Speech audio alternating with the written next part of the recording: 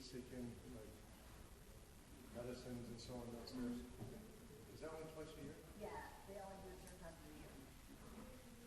Somebody was asking if I confuse that with the flag drop. Oh, yeah, that's always. Well, that's always there.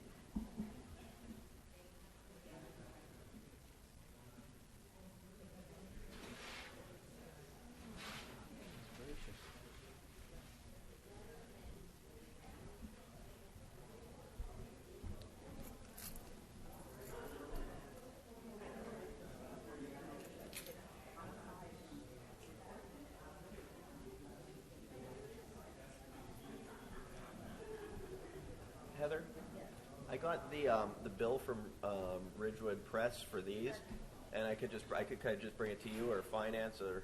Yeah, you can send us. All right. I actually got a physical copy of it, so I could come down tomorrow after class and drop it off for you.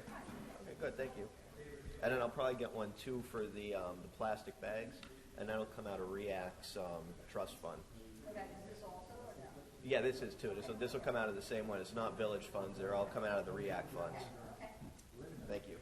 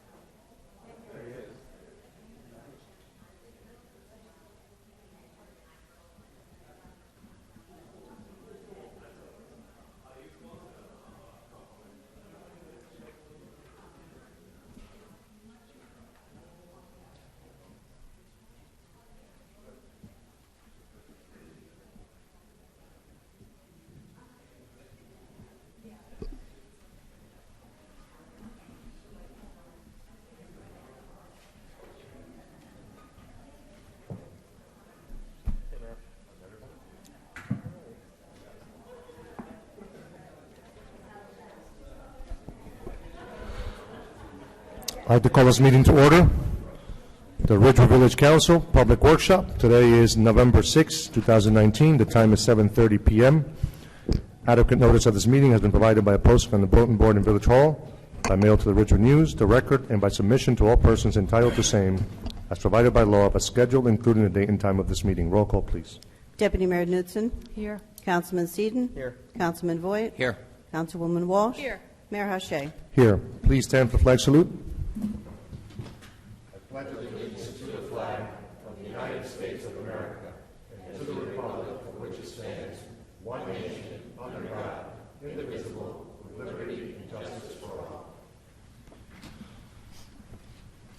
Please join us in a moment of silence in honor of the brave men and women serving the nation's armed forces and its first responders.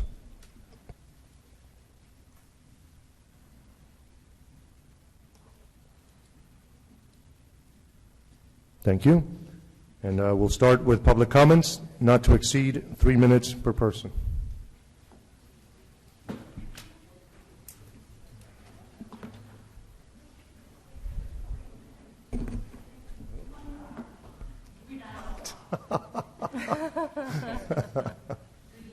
Good evening. Welcome.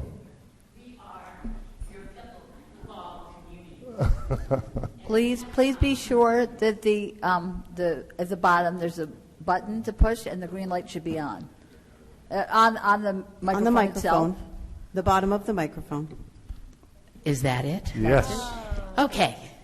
So we are here to say thank you to you all. I don't know how often people come to say thank you, but we are your pickleball community, and you did something so wonderful for us. Thank you so much. I want to introduce Maddie. She's our teacher. Come say hello. Maddie has been teaching us pickleball and has brought pickleball to our community for the past 3 years? 4 years. And we're all, this is Maddie, and she's been wonderful. And the Parks and Recreation, and this is Jean and Dolores and Drew and Mary Ann, and you did a wonderful thing for us. Thank you. Very welcome. So happy. Have the best pickleball courts in all of Bergen County. Wow, okay. They really are the best pickleball courts. Thank you. Thank you. That's very sweet. Yeah. Yeah, that's odd. Hi, good evening. Ellie evening. Gruber, 229 South Irving Street. I'm president of the Ridgewood Wildscape Association, and I just wanted to say that on Halloween, last Thursday, sometime during the day, a really destructive thing happened on Dunham Trail, which is between Spring and Grove.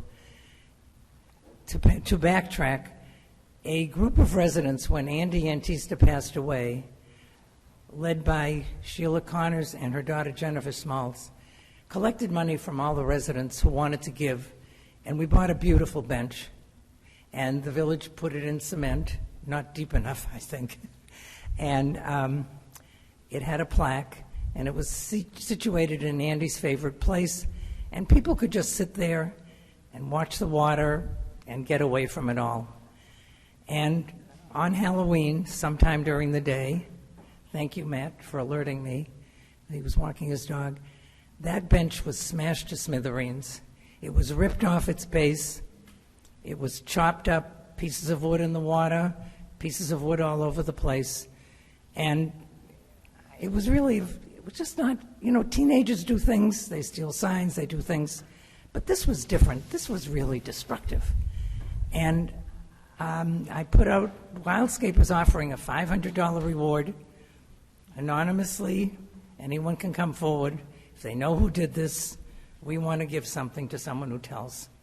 And I just wanted, Jennifer could not be here tonight, but she wanted me to read.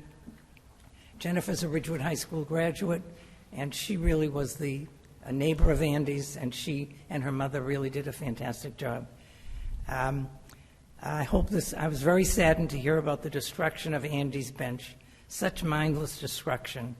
My girls, Emma and Claire, who both attend Ridgewood, say they would let me know if they see anything on social media. They were disgusted at the thought of peers destroying property, especially a memorial.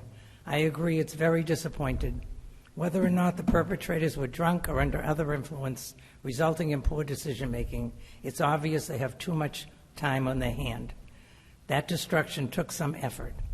And she suggested as a punishment that the persons responsible not only pay for a new bench, but do community service, help with a homeless shelter, help with a food bank, and try to make good from that destruction that they did.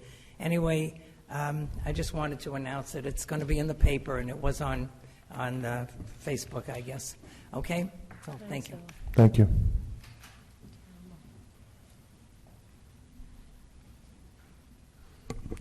Good Good evening. evening. Tony Dambiano, 274 South Broad Street.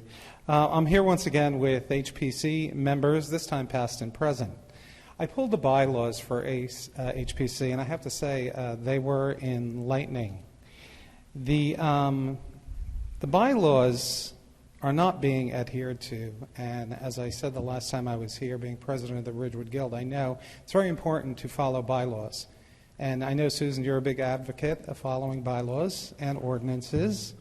And this is what I discovered. The appointment of members of HPC is actually done by the commission, and the mayor needs to write the resolutions. I don't believe the 5 appointments this past year had resolutions and were not memorialized at a council meeting. They are Melanie Hoban, who was appointed as liaison to the Planning Board, Joseph Saplicki this year as committee chair, Lynn Brady as vice chair, Melanie Hoban's reappointment as permanent HPC member, and Diane O'Brien as liaison to the Planning Board.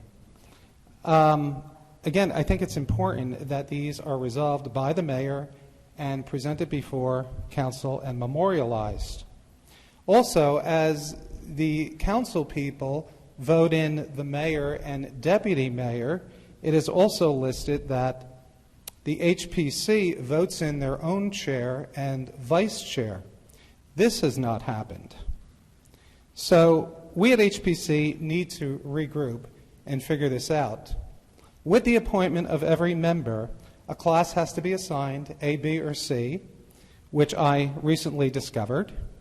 And a couple meetings back, I questioned Melanie's qualifications. And I guess I didn't have the right to do that because she is a Class C member. In regards to a budget, we don't have one. According to Section 29-7, the governing body needs to create a budget for us. Getting back to my favorite subject, our orange building, I never got an answer from council on what to do if a business has not followed an ordinance. Clearly states in the ordinance, no bright or brilliant colors are to be used, and the building must fit within the streetscape, which it clearly does not. The use of bright or brilliant colors are to be used for trim only. The other violation, as far as I can see, is Race Faster used their existing sign. At their presentation before us, they said they were manufacturing a new sign with their logo on it. The old sign clearly doesn't even match the color. It's actually a traditional sign with gold lettering and a serifed font. Thank you. So again, we need answers, and we need to get back on track and follow these bylaws. Thank you.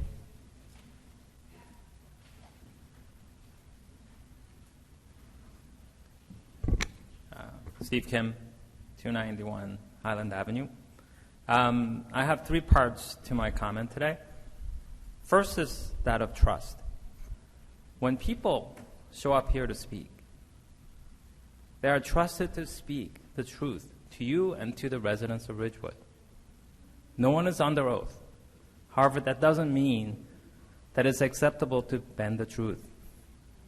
Library admins violated that implicit trust. The library admin said that it had raised $1.85 million in private donations. We now know that some part of that is operating reserves. Operating reserves is public money. It's not private funds that can be donated. We also know that Friends of Library funds were pledged as donation. Friends of Library's mission isn't about facility upgrades. So all those who donated to that fund are being misled, in effect. We know that Bolger's commitment is that of matching. If you have $1, then it's $2 in total. If you have $0, then it's $0 in total. Until $1 million is raised privately, $1 million of Bolger cannot be counted as matching. Second is that of principle. Library might say, well, it's not a huge amount. Accounting is about principle. When the core principle is breached, all aspects of what has been presented comes into question and compromised. Third is what is right for the village. Rocco was kind enough to do additional work on the plans, and he noted that an alternative plan is possible. That plan would allow the library to deliver the same services as the original plan. The alternative plan would cost half the original, $4 million, if the library raises $2 million in private donations. If the library gets $2 million in grant, then we have $4 million to get that plan in action and to completion. Incremental burden is then zero to the taxpayers. Given all that has been laid out, broken trust, compromise principles, and it's not what most residents want. I ask you to hold off on the bond resolution linked to Library Reimagined and let the project get done using private donations and grants. If the bond resolution is introduced and does pass, myself and others are willing to bring this to a referendum and let the residents vote on it. Thank you.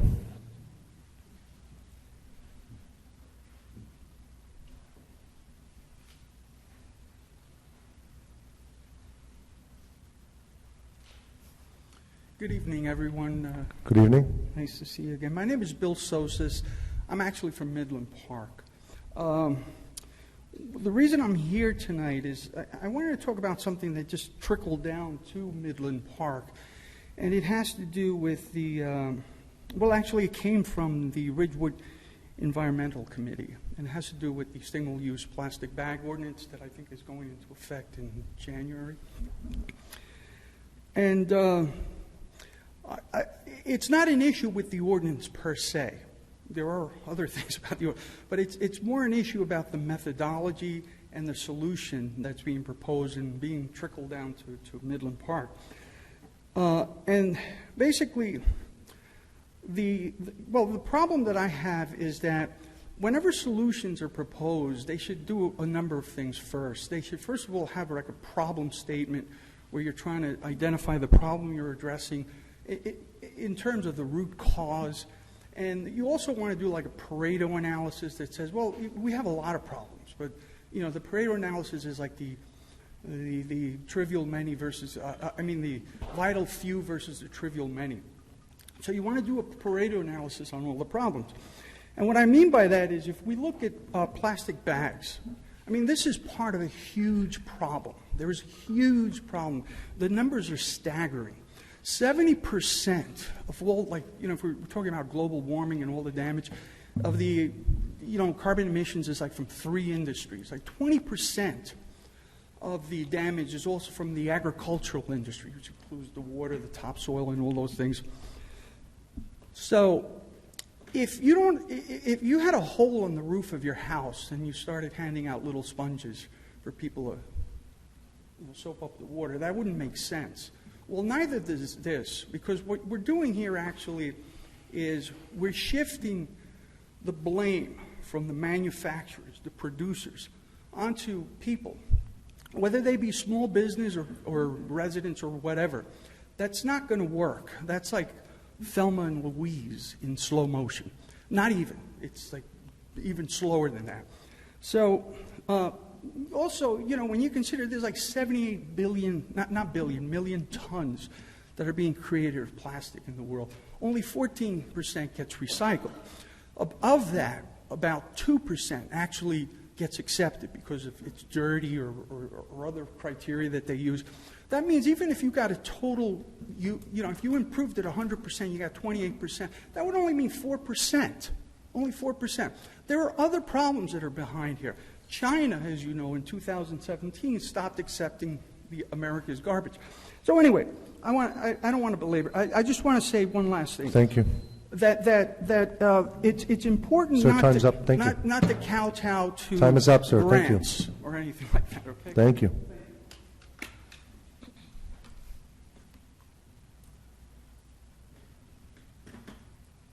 Hi. Siobhan Cram, Winograd, 274 Ivy Place. Good evening. Hi. So a couple weeks ago, I had read about the Kensington proposal, and normally when I hear about large lots being developed, I take the dog for a walk, and I went by. And when I had originally thought it was closer to town, and while you might think I'm here to opine on Kensington, I'm not. I turned around and I was a little shocked because right across the street was the parcel of land that was taken in the early 80s as a park. So by way of background, when I was a student at Orchard, there was a park on Broad Street. It was where that peninsula comes out. It's a tiny park, and I have vivid memories of it because you couldn't buy Swedish fish anywhere in the village except for that corner store. So we used to go buy Swedish fish and then sit in the park. So at some time while I was still at Orchard, that park was improperly taken by the village. It was a tiny park. I think it had swings. It was there. So Once that was taken and identified and that, it was a mistake or whatever happened, the DEP and the state of New Jersey said taking a park is a really bad thing, which we would all agree that's bad. And we have a penalty clause to replace it. So it was a third of an acre, so we have to replace it with 2 acres. I've been writing to you guys trying to follow up on this. I know everyone's busy, but there's a lot to this with this divergence issue. So I called the DEP. I've looked around, and there's some things I want to kind of bring up here. One, I think that we've had so much large parcel development, and I think to not include the replacement park in future discussions is a little short-sighted. Maybe we could have talked to Kensington and talked to them about helping us replace it.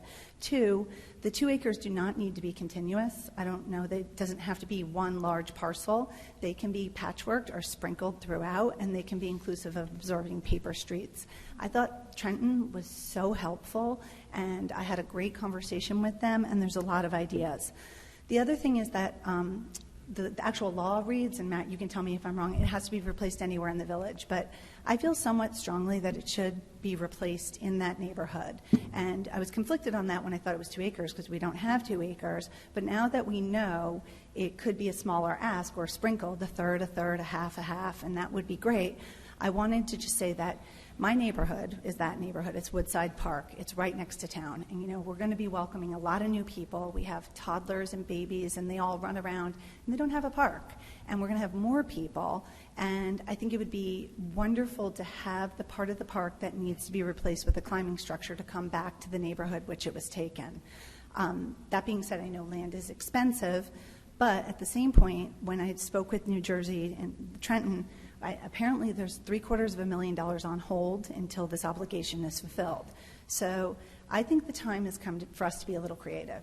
We only have so much land. We're getting built out, but I would like to see this park as part of the future discussion for land development. Thank you.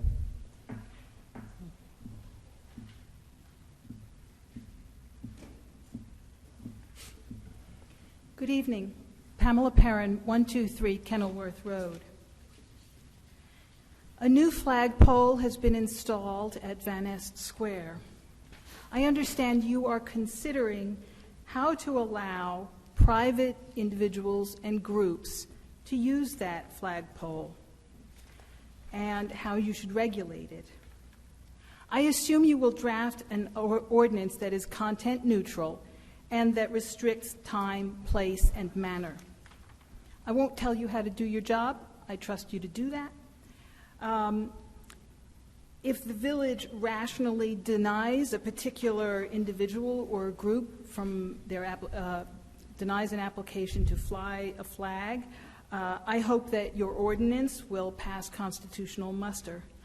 I really hope that such an ordinance will fend off lawsuits alleging infringement of free speech or equal protection of the laws or discrimination. But I do have a request. Please don't fly the American flag on that new pole. And don't use that pole for government speech.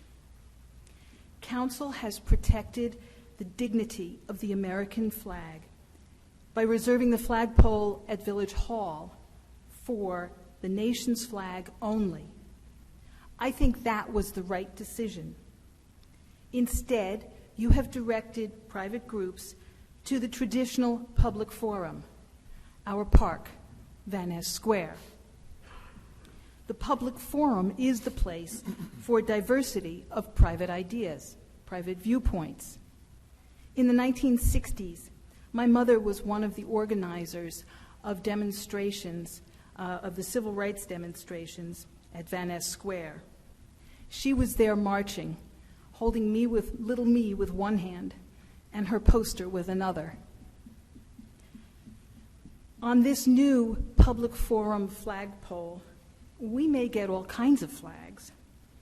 In fact, some flags may fly that symbolize ideas that you and I don't agree with, that we consider disgraceful or base. But allowing such expression is the strength of our democracy. That shows the health of our government. Tolerating what may be contemptible expression will be the sign of our strength and your legitimacy. Let me point out that the American flag not only flies here at Village Hall, it's at 9 schools, it's at the train station, it's at the post office, it's at Habernickel, and there's the pre-existing flagpole at Van Ness Square with the American flag. That's government speech. It's the government talking. Thank you. That's not what the public forum is for. Please don't fly the American flag on the new Thank you. pole.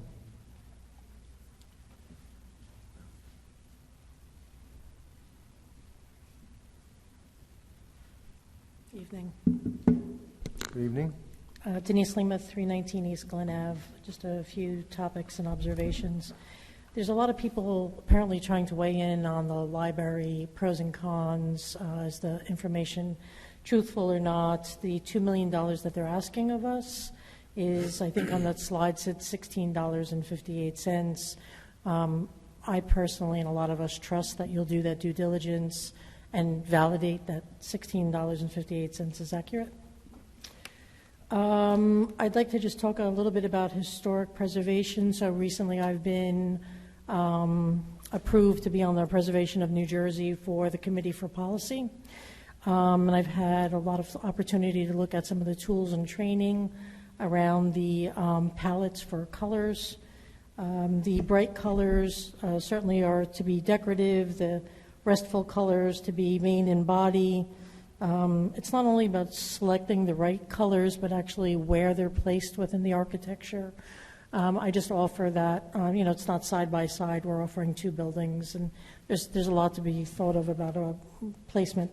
If there's anything I can do to help give some tools or insights to that, please let me know. But I just don't think that orange on 2 stories would match what the definitions are for either the National Center for Preservation or the National Trust of Historic Colors.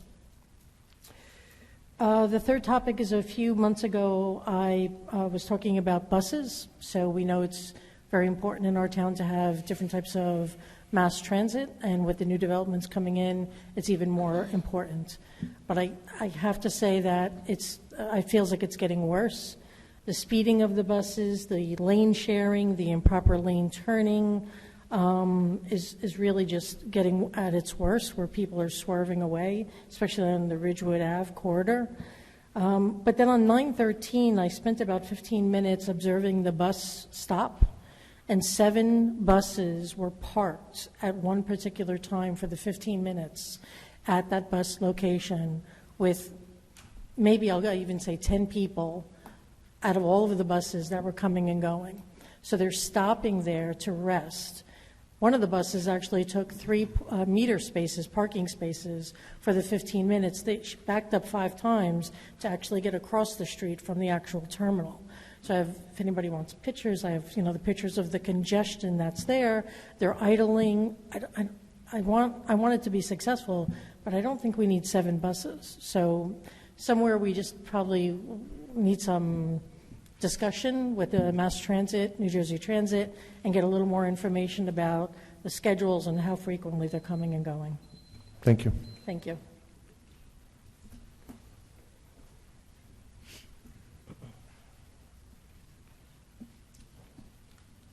Good evening, Andrew Lowry, 441 Hawthorne. I'm speaking about the Shade Tree Commission. When I was here a couple weeks ago, I said I'd be coming back, or we'd try to get members back to get more focus on a pretty important part of the village. I'm here tonight because I had a meeting with Chris Rudishauser, and he and I meet fairly regularly last week. And I was trying to understand why it was that the things that he and I had talked about for the last year hadn't gotten done in the village, things that he was involved with and others. And it was, it was just like, what can we do better? It wasn't who did what. And he said, you got to talk to the council. So that's what I'm here for.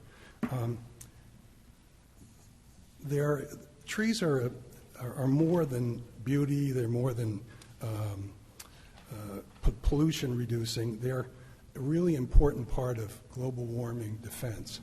I think everybody's pretty much on board and understands that we're in a global warming hotspot.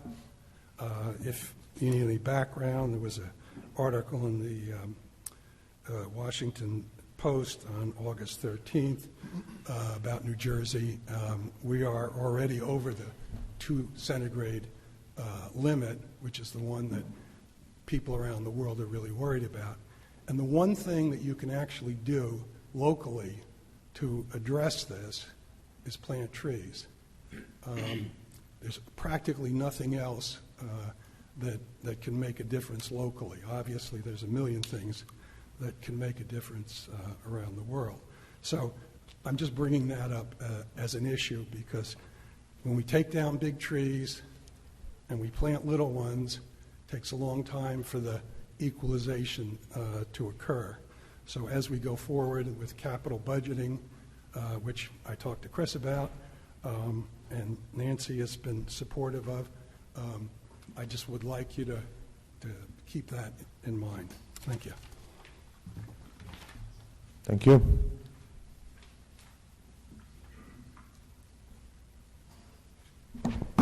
Hi, I'm Lynn Brady, 350 Vester Good Court. evening. I'm Vice Chair, Historic Preservation Commission. I came just to talk about colors, building colors, because there has been some talk among HPC about the use of colors. And I'm an artist and an architect, so I really appreciate colors and buildings. So I think I want to bring that as my expertise. Colors have 3 attributes that artists use to define colors. One would be hue, which is the actual color, green versus red. We know what green is, we know what red is. Value is the lightness and darkness of a color. Then I think the most important attribute pertaining to buildings, it would be saturation, which is kind of the vividness of the color. The purer the color, the more saturated it is. If you add white, black, or another hue, it changes the color, it decreases the saturation. Saturated colors attract the most attention. Too much of saturated colors can really hurt the eyes. You can't really stand looking at a real saturated color, pure saturated color, for any length of time. It's kind of like someone screaming in your face. It's just right out there and difficult. I think the less saturation in the color, the easier it is to look at. Also, like as far as colors, general colors, red, yellow, orange, and neon colors are the ones that really catch the eye. The fastest, the quickest, they just pop out. The greater the contrast of a color with its surroundings, the more prominent it would appear. Say, we've all seen hunters with their orange vests. So in the forest, you see an orange vest. They're wearing that so they won't get shot. I think that the attributes of colors have to be taken into account when we're talking about the village ordinances. And in particular, there's an ordinance which is 980-89 under buildings, and number 3A. It talks about, I'm going to read it, promote a desirable visual environment which is harmonious with the character of existing development and which enhances the character of the surrounding neighborhood and village as a whole, and avoids adversely affecting the value of adjacent or nearby properties. I think when we have colors of buildings... Time's up. Yeah. Thank you. Okay. But I think that should be looked at. Thank you. Thank you.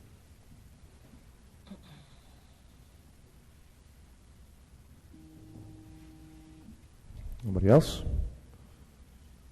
We'll close public comments before we move on. I know There was a lot of enthusiasm about the pickleball courts this evening, and I just want to commend Nancy Bigos for all the work, hard work in getting the project done and employing all the possible resources, and definitely staying on top of us to make sure that we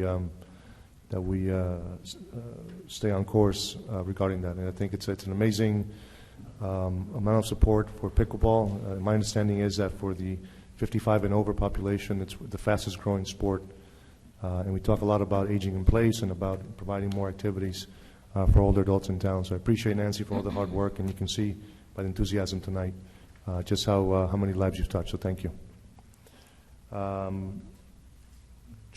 were some issues brought up about HPC and the bylaws, and I would ask from Matt that we sit down and not only discuss the current bylaws of the HPC, but also I think it's important to have a meeting with the HPC and go over some of the elements of not only the bylaws but of the purpose and some of the things that have come into question regarding the committee. Yeah, just so the council knows, Tony was kind enough to call me today, and we had a discussion about that.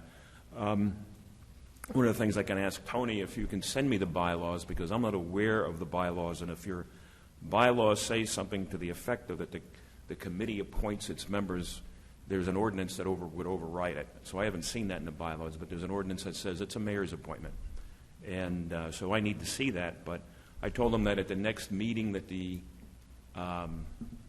HPC has, I'll come to it. We'll go through the administrative aspects of what their process is, and also talk about the authority and how they should be focusing. If it's anything different than what the ordinance says, then we can hopefully straighten that out. So we'll take the time to do that. Okay. So two things. I'll send you the bylaws. I have them in front of me. Oh, okay. And just to be clear, because there were a couple of statements made, and it's a little bit mind-boggling to me, an individual here who just identified herself as the vice chairman to HPC was in fact appointed as vice chairman by a motion by another member of the HPC that's sitting to her side right here. And then there was a second. That was a motion and a second, and HPC members voted on that. The sitting chairman, Mr. Joe Saplicki, in fact, the individual who identified herself as the vice chairman was the person who made the motion to appoint him, and then they all voted on that. So the suggestion that HPC did not vote for a chair or vice chairman contradicts what reality of what went on in the minutes.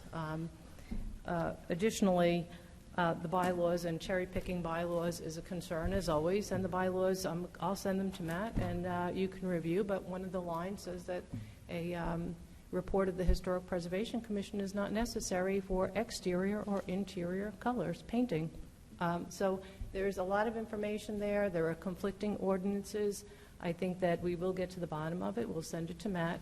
But I do want to be clear, since I am a stickler for that process, there is no doubt in my mind that the chairperson and the vice chairperson were based on a motion and a second and a vote of members of the HPC. Simple. Well, in any event, I think there's a meeting scheduled for the 14th of November? Next Thursday. But there aren't any applications on. Yeah, and if you don't have any applications on, I'd be willing to come that night and go through this with you. I think that we should do that. I think even if there are no applications, sure. I think It's probably a good night to just it's a good idea on to meet and go over some of these issues. Good? Actually, I think that Matt was scheduled to come to a meeting in August, but that meeting was canceled, and so I had asked him to come, and that was, unfortunately, again, it was canceled because no applications. So, good. Okay. Right. Thank you. I'd also like to just say, every time a resolution appoints members to the HPC, it appoints them to a certain class, and that was another item that was brought up. So that's always been done. I actually believe that the last appointment that was made was the mayor's appointment. It was adopted by this village council, and the individual appointed was, in fact, a Class C member. And actually, and I just want to point out that at our last HPC meeting, I reviewed the Class A, Class B, Class C members. I actually think that Tony and Tess and Lynn were absent from our last meeting, and so they didn't have the opportunity to hear that explanation. All right, let's move on to manager's report. Did you want to jump to that other item first? Yeah, actually, we'll do that. So we have a Okay. presentation today.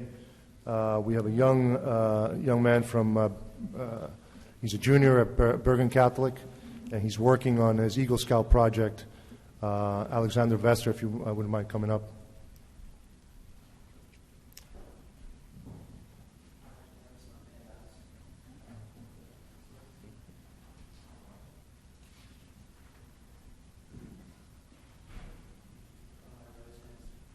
Sure. Come on up. Yeah, we'll just pass them down. Sure.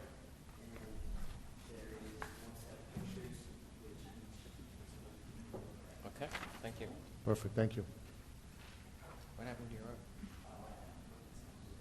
Oh, you did? Oh, sorry.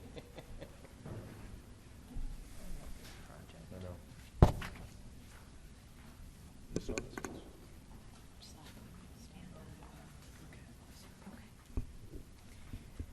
Good evening, Mayor and Council. It's my pleasure to stand before you this evening.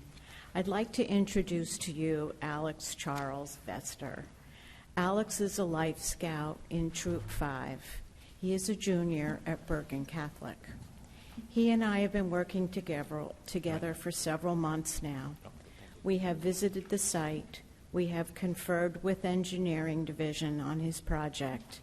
He has presented his proposal and has been approved by the PRC board. I'd like to introduce Alex and have him explain his Eagle Scout proposal to you. All right, as I was introduced, I'm Alex Vester. I'm a junior at Bergen Catholic, and in around midsummer, I reached out to Mrs. Bigos to find an Eagle Scout project that would satisfy the requirement for the rank of Eagle Scout, as well as helping the community. And due to that, there are key requirements of an Eagle Scout project, and that is an Eagle project needs to show leadership, it needs to help the community, and also help the community overcome a challenging problem, obviously with a successful solution. And it also needs to involve members of the community and the troop in the actual creation and carrying out of the project. Now, personally, my project is, as this poster describes here, and as my proposal is, making a cleaner, safer, and more accessible entrance to the McKinley Place entrance to Kings Pond Park. Previously, that entrance has been neglected, and there have been bike ramps set up. There's been trash. There's trash bags full of beer cans and just other disgusting trash. Mrs. Bigos has previously cleaned up the site, but there still can be more done. Now, the overview of my project is obviously that, but there's a very specific, there's a very specific schedule we need to follow and steps we need to go through. Now, the first is cleaning the site and prepping it for our use. The next is the removal of larger rocks that are in our way, because as seen here, there's an existing ditch that proves a danger to the scouts and the workers, the helpers there. So we'll be cleaning up the site. And then the next is the building and the installation of the stairs, which are the most important part of the project currently. Each stair, as seen in the proposal, has a tread of 1 foot, a width of 4 feet, and a height of 5.5 feet, which has to conform to the Uniform Construction Code, which Mr. Rudeshauser introduced me to when we met with him on the site. I also worked with my Scoutmaster, Mr. Orlando, to help confirm this design.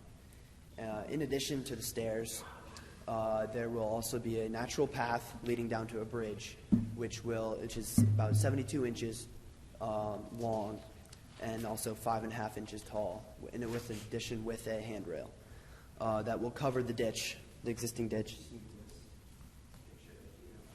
in the handout.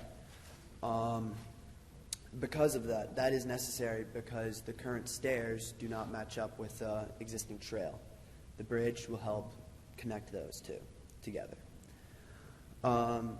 So going through that, also forgot one thing. There's also going to be handrails at the top of the stairs, because along with the Uniform Construction Code, we have to have a handrail for any staircase larger than 2 stairs without a landing. So moving on from that, there's the safety concerns of the exact working site. Now, as described in my proposal, some hazards of the work area are the broken glass due to all the trash, improper tool use, exposed rocks, and the existing ditch.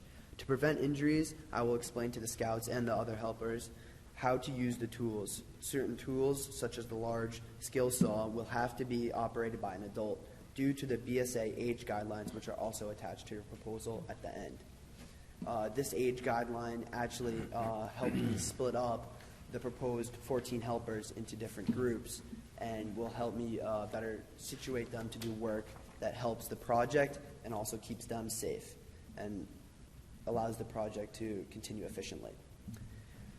So the role of the scouts, moving from there, is the scouts who will volunteer will be doing the work under my guidance and with my assistance. The scouts will be involved in all steps of the process, with the cleanup, the building, and the installation of both the bridge, the stairs, and the creation of the path. But obviously, due to safety reasons, they cannot use the skill saw. Now, the role of the town, which is in my proposal, will be hopefully to provide fill dirt, which is an important part of the stair design. With the stair design, each stair will be filled with a combination of gravel and dirt to provide a stable platform that will not wash away after many years of erosion, which is pretty prevalent in the area. So moving on from there is the fundraising and cost. The overall cost of materials, supplies, and the tools is $929.82. The current fundraising I've done so far is due to the gracious donation of the Knights of Columbus through the invitation of Mayor Howard. They donated $500 so far. Obviously, I still need around 500 more, but my plan for fundraising there is to go to my family and friends and ask for donations to cover the rest of the supplies. Now, for the materials, I plan on using 6x6 pressure-treated railroad timbers, which, when you actually are installing them, they will be 5.5 inches, which leads to our 5.5-inch rise on the stairs. In addition, there will be 2x6 pressure-treated timber for the top of the bridge, which will be built in addition to the 6x6 railroad timbers. In addition, there will be 20 feet cubed of gravel in addition to the fill dirt to provide stable footing of the stairs.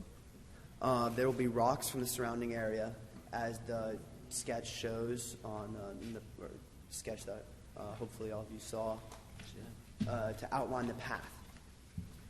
And in addition, we will need 2 handrail kits for the handrails on each side of the stairs.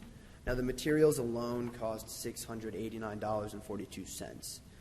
Now, moving on to the supplies.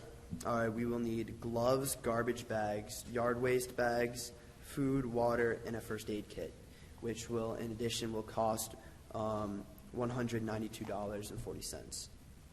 And then the final portion will be the tools, which, along with donating $500, the Knights of Columbus also allowed me to borrow some of their tools that they have. And so because of that, that greatly reduces our price of the tools. But even still, we will need shovels, possibly a pickaxe, a drill, about a 4-pound small sledgehammer for securing the timbers with rebar. We'll also require a skill saw, and depending on the tools that the Knights of Columbus have available, I calculated that the skill saw, if we need to rent it, will be around $24 per day. So, and I assume we will need it for 2 days, which will bring us to $48. So the total comes out to $929.82, which will be covered by the fundraising due to the Knights of Columbus and my own personal fundraising. So I plan to get this with your approval, I plan to get this project started on April 1st and have it done by the end of April, weather permitting. And obviously with dates, we have to take into account rain dates. If the ground is too saturated with water, we obviously can't work because then the stairs don't have a stable fitting. Anything else you would like to add, Mrs. Bigos? Perfect. Great. Thank you very much. I'll open up for questions from the council. We'll start with Councilman Boyd. Thank you, Mayor. I saw this at the Knights of Columbus, and I think it's a great idea. And it's actually needed for access to that park. I think it'll help immensely in getting people down there. So I think it's very a really good idea. Question on the cost. Yes. Did you include tax? The tax is included on the timbers because I used a combination of Kukin Brothers and Home Depot in the calculation of the tax. Got it. Okay. I don't have any other questions. Thank you. Thank you. Councilman Walsh. Thank you, Mayor. Thank you for presenting this to us, and thank you for taking the initiative to help our Parks Department. Over the years, we've seen lots of different Boy Scouts and Girl Scouts come up here, and if you walk through any of our parks and see the work that's been there for years, you realize that it was all done by volunteers and by the youth in our community. So it's great that you're doing yet another project for us. I have a question. How is the bridge going to be affixed? Like, how is it going to be? Is it just going to be freestanding, or like? No, it's actually going to be installed directly into the ground with the as well as the stairs. They're going to be the dirt is going to be moved and they're going to be installed directly into the ground. So along with the stairs, the bridge will also be secured with the rebar as well. Okay, that's what I was curious because I'm like looking at the picture that you supplied, and I'm looking at this, and I'm like, how much water actually comes down that creek, and is it gonna wash it away? But a great project, and thank you so much, and good luck. Thank you. Deputy Mayor. Aren't the Boy Scouts tax exempt? Can't you purchase through with a tax exempt number?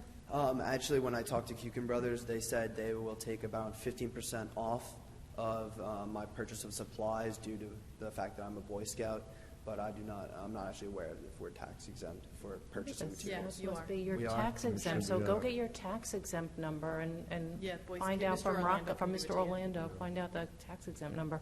Okay, so I just want to say I love your project, and I think it's going to be beautiful and a much needed improvement to that area, and perhaps in doing this, it will curtail the debris, the garbage, the glass, and I know that Nancy has helped clean up. I know that Ellie Gruber is here. Wildscape has often been out there cleaning up, and so I think that they'll be thrilled at this project as well. And I just want to say, I have no questions. I just want to say that this is so incredibly organized. Thank you. I just want to commend you on that. It's incredibly very well organized. So thank you. Councilman Seaton. I also don't have any questions, but this does look like a really great project, and thank you for stepping up to help out your community, and best of luck at attaining Eagle Scout. Thank you. You're welcome. Thank you, Alex. Again, and the more I hear the project, this is now the third time you have the privilege of hearing about the project, the more excited I am about what that's going to do for the access to that park from the residents up top on McKinley. So, just a couple of more things to think from a fundraising standpoint, or to offset your costs, if not raising funds, but kind of offsetting the expense. And I know that Kukin Brothers, and the reason why they've limited to 15% is because they have committed themselves to helping all the Eagle Scout troops, and obviously they're a for-profit business, so they've set aside a limit on how much they'll be willing to contribute. But I'm wondering if other businesses, have made such a commitment or would be willing to. Perhaps Taylor Rental will be willing to offer a discounted rate on the rental of the equipment. Although I think the gentleman who you're referring to in the Knights of Columbus, I think he has every tool imaginable to man. Awesome. I think if he doesn't have it, they haven't invented it yet. So, but I think if that's the case, maybe approach Taylor Rental as to working out an arrangement with them. And the other one is, usually those who have impacted the most by a project are the ones that will be most willing to help. So I would say, knock on the doors of the folks in the neighborhood and say, listen, I'm working on this project, and I'm bringing this this asset to the neighborhood, and I was wondering if you'd be willing to help me out with some donations. I think you might have some good luck doing that up there. Yeah, that's a great idea. Thank you. But thanks again, and I'll second Councilwoman Walsh's comment about the Boy Scouts, and such an amazing organization, and the partnership that the Boy Scouts has had, and the contributions of the Boy Scouts in the village of Ridgewood, since the early 1900s. I mean, it's been tremendous, and we continue to reap the benefits of that. And I'm always very grateful for all the work that the adult volunteers do in the organization, because it's really bringing up the next wave of our young leaders of this nation. And I thank you for all the work that you do and for the contributions. Thank you. Yeah, thank you.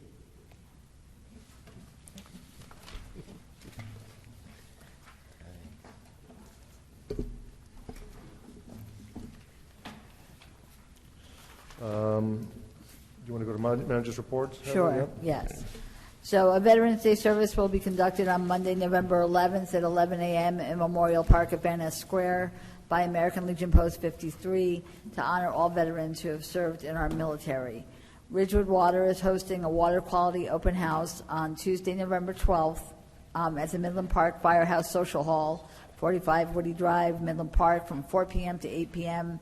Customers and interested residents of Glen Rock, Midland Park, Wyckoff, and Ridgewood are invited to attend to learn more about Ridgewood Water's regular maintenance, system upgrades, and compliance regarding new and evolving regulations for drinking water, including per- and polyfluoroalkyl substances, PFAS. PFAS are man-made chemicals that are found to be widespread and extremely persistent in the environment.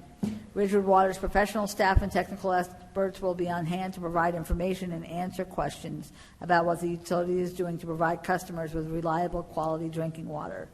Please stop by the open house at your convenience.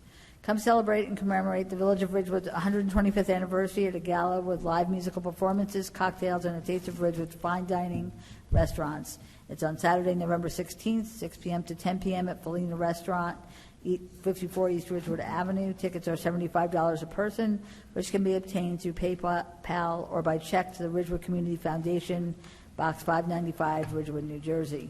Village offices will close on November 11th in observance of Veterans Day. Rear yard garbage collection as well as recycling collection will be suspended, and the recycling center will be closed. We are also closed on Thursday, November 28th and Friday, November 29th. On November 28th, which is Thanksgiving, both garbage and recycling collection is suspended, and the recycling center is closed. Friday, November 29th, rear yard garbage collection and recycling collection will resume, and the recycling center will be closed. I believe the recycling center is open on Saturday of Thanksgiving weekend. The upcoming village council meetings are November 13th is our public meeting at 8 p.m., December 4th is the public work session at 7:30 p.m., and December 11th is the public meeting at 8 p.m. Reminder, starting January 1st, no single-use plastic bags will be provided by supermarkets, street fairs, restaurants in Ridgewood. Residents are urged to bring their own shopping bags to the stores. If you don't have one, paper bags will be provided to you. Ridgewood is one of dozens of towns in New Jersey that have already passed such bans, which are a response to the damage to our waterways and sea life. Ridgewood Farmers Market, sponsored by the Ridgewood Chamber of Commerce, will be open every Sunday until November 24th from 9 a.m. to 3 p.m. at the Ridgewood train station. Parks and recreation events, actually tomorrow there's Snakes and Scales, which is a live educational animal presentation in the Village Hall Youth Lounge, and that's $5 per person. And then A Plastic Ocean is an award-winning documentary revealing the global effects of plastic pollution. Learn why Ridgewood's new ordinance banning single-use plastic bags is so important. Green Ridgewood and Ridgewood Parks and Recreation invite you to attend. This is on Friday, November 8th at the Unitarian Society at 113 Cottage Place, and doors open at 6:45 p.m., and light refreshments will be served. Sunday, November 10th, an Elder Thanksgiving dinner will be held at the Old Paramus Reformed Church from 3 to 5 p.m. This event is free for senior citizens, and reservations are required. Transportation is provided at no charge. This event is sponsored by the Ridgewood Parks and Recreation Department, Age Friendly Ridgewood, and the Health Barn Foundation. Save the date, Friday, December 6th, for the Chamber of Commerce is planning for the 34th Annual Downtown for the Holidays. This event will have something new this year to commemorate the 125th anniversary of the Village of Ridgewood. That's it. Thank you. Council reports. Councilman Seaton. Thank you, Mayor. I have nothing to report this week. All right. Thank you. Deputy Mayor. Yes, the Ridgewood Arts Council met last evening, and once again has launched their annual holiday window display contest. So really exciting. A number of businesses have already filled out the form and are participating. We're going to be launching on Facebook, on social media platform, a People's Choice Award to allow the folks to kind of go in and choose which window display they like best, along with prizes, recognition for those that participate, and for the best window display as we choose. I did want to give a shout-out. Access Weekend, which was in October, it's actually a month ago now. I was remiss in not giving a little shout-out to Jersey Mike's, and I say this because Access Weekend relies on a lot of donations, contributions from different businesses, organizations, through fundraising, food donations, etc. And there was a mix-up, a communication mix-up, and at the 11th hour, actually, I think it was 11 a.m., the morning of Access, the Access fashion show and activities, they came through with, I think it was close to 100 kids' sandwiches and lunches. So I just want to say thanks to Brad, and shout out to Jersey Mike's for doing that. And again, apologies for not bringing that up sooner. The last item I have is Ridgewood 125th Anniversary Committee. Now, I know that you'll probably fill everyone in on where we're at with that, but I just want to say that while we were promoting the 125th Anniversary Gala event on Facebook, someone had posted and said, well, instead of doing this, why don't we plant trees? And I said, well, I guess we could just do both. Why not? And so we launched a little sidebar that was the Ridgewood 125th Anniversary Tree Program, and asked everyone to kind of lean in and plant trees on private property. And it was very well received, and everyone was really excited. And I do need to give a shout out to Carolyn and Marlene, who were the first two to plant a tree together in honor of the 125th anniversary of the Village of Ridgewood and 30 years of friendship and living as neighbors. They're wonderful. They planted a tree together, and they actually got their tree through the Adopt a Tree program, the Village of Ridgewood. So everybody plant a tree. We're planning for the future. 125 years from now, we will not live to see these trees big and strong and magnificent. I mean, maybe some of us will, some of us probably won't, but that's really for the future. So please do plant trees. Thank you. Hopefully we would see him from a really good view from above at 125 years. Councilman Walsh? You know, it's funny. I drove by Graydon today and looked at the tree that's on the island, and I swear to God, I feel like it grew a foot already. Really? It's It strange. is bigger. Suddenly it looks bigger. It's no longer a Because it's broomstick. growing. I know, it's real strange. I have nothing to report on my committees, but I just wanted to remind everybody that Veterans Day is Monday, the 11th, and then on the 16th, Saturday, anybody is welcome to show up at Vallow Cemetery, and we remove the American flags, and the American Legion destroys them properly, but that way we take them out so that they're not damaged over the winter months. So anybody show up, 9 o'clock, many hands make the task go quicker, and it's always fun. You get to see a lot of people and have nice conversation. That's all I have. Thank you. Councilman Boyd? Thank you, Mayor. The Community Center Advisory Board met on October 24th at the Stable. Just another reminder on the Elder Thanksgiving Dinner. I know that Heather talked about this. It's on November 10th. There are a number of volunteers that work on this, and it really is one of the better events we have in the village during the year. And just shout-outs and thanks to Age Friendly, Parks and Rec, and Health Barn for all the work they do in putting this together. It really is a lot of fun. Wednesday, November 13th, our next council meeting, Columbia Bank will be presenting a $10,000 check to the community center of the Ridgewood Foundation. We've already purchased a number of computers, which are going to be, I'm sure, used to a great degree, and it'll be just a nice added benefit for the community center itself. Upcoming events in the community center, a man named Jim Del Judas, who is a professor at Montclair, will be back to host a couple of new lecture series this December, March and May. The December lecture is on From Equinox to Solstice, which is a focus on the changes of the season and the celebrations that take place. In March, there'll be a lecture on suffrage to the ERA, New Jersey Women in American Politics, which coincides with the Women in History Month. Age-Friendly Ridgewood and the EMS are partnering to help place medical information on magnets and seniors' refrigerators to help quicker treatment in emergencies, just in case. And just a couple of friendly reminders for some stuff that is in need of repair. The voicemail system at the stable. There needs to be a panic button in the community center, and I know the doors are going to be worked on at the community center, I think, next year, but if we can just focus in on those, that'd be great. So thank you very much. Thank you. Just have a few things to report on. I know the village manager mentioned the Ridgewood Water hosting a water quality open house on Tuesday, November 12th, and I suggest everyone attend. I participated on Friday, October 25th. I participated on a panel, the Rutgers Environmental Health Summit. It was hosted by the Environmental and Occupational Health Sciences Institute.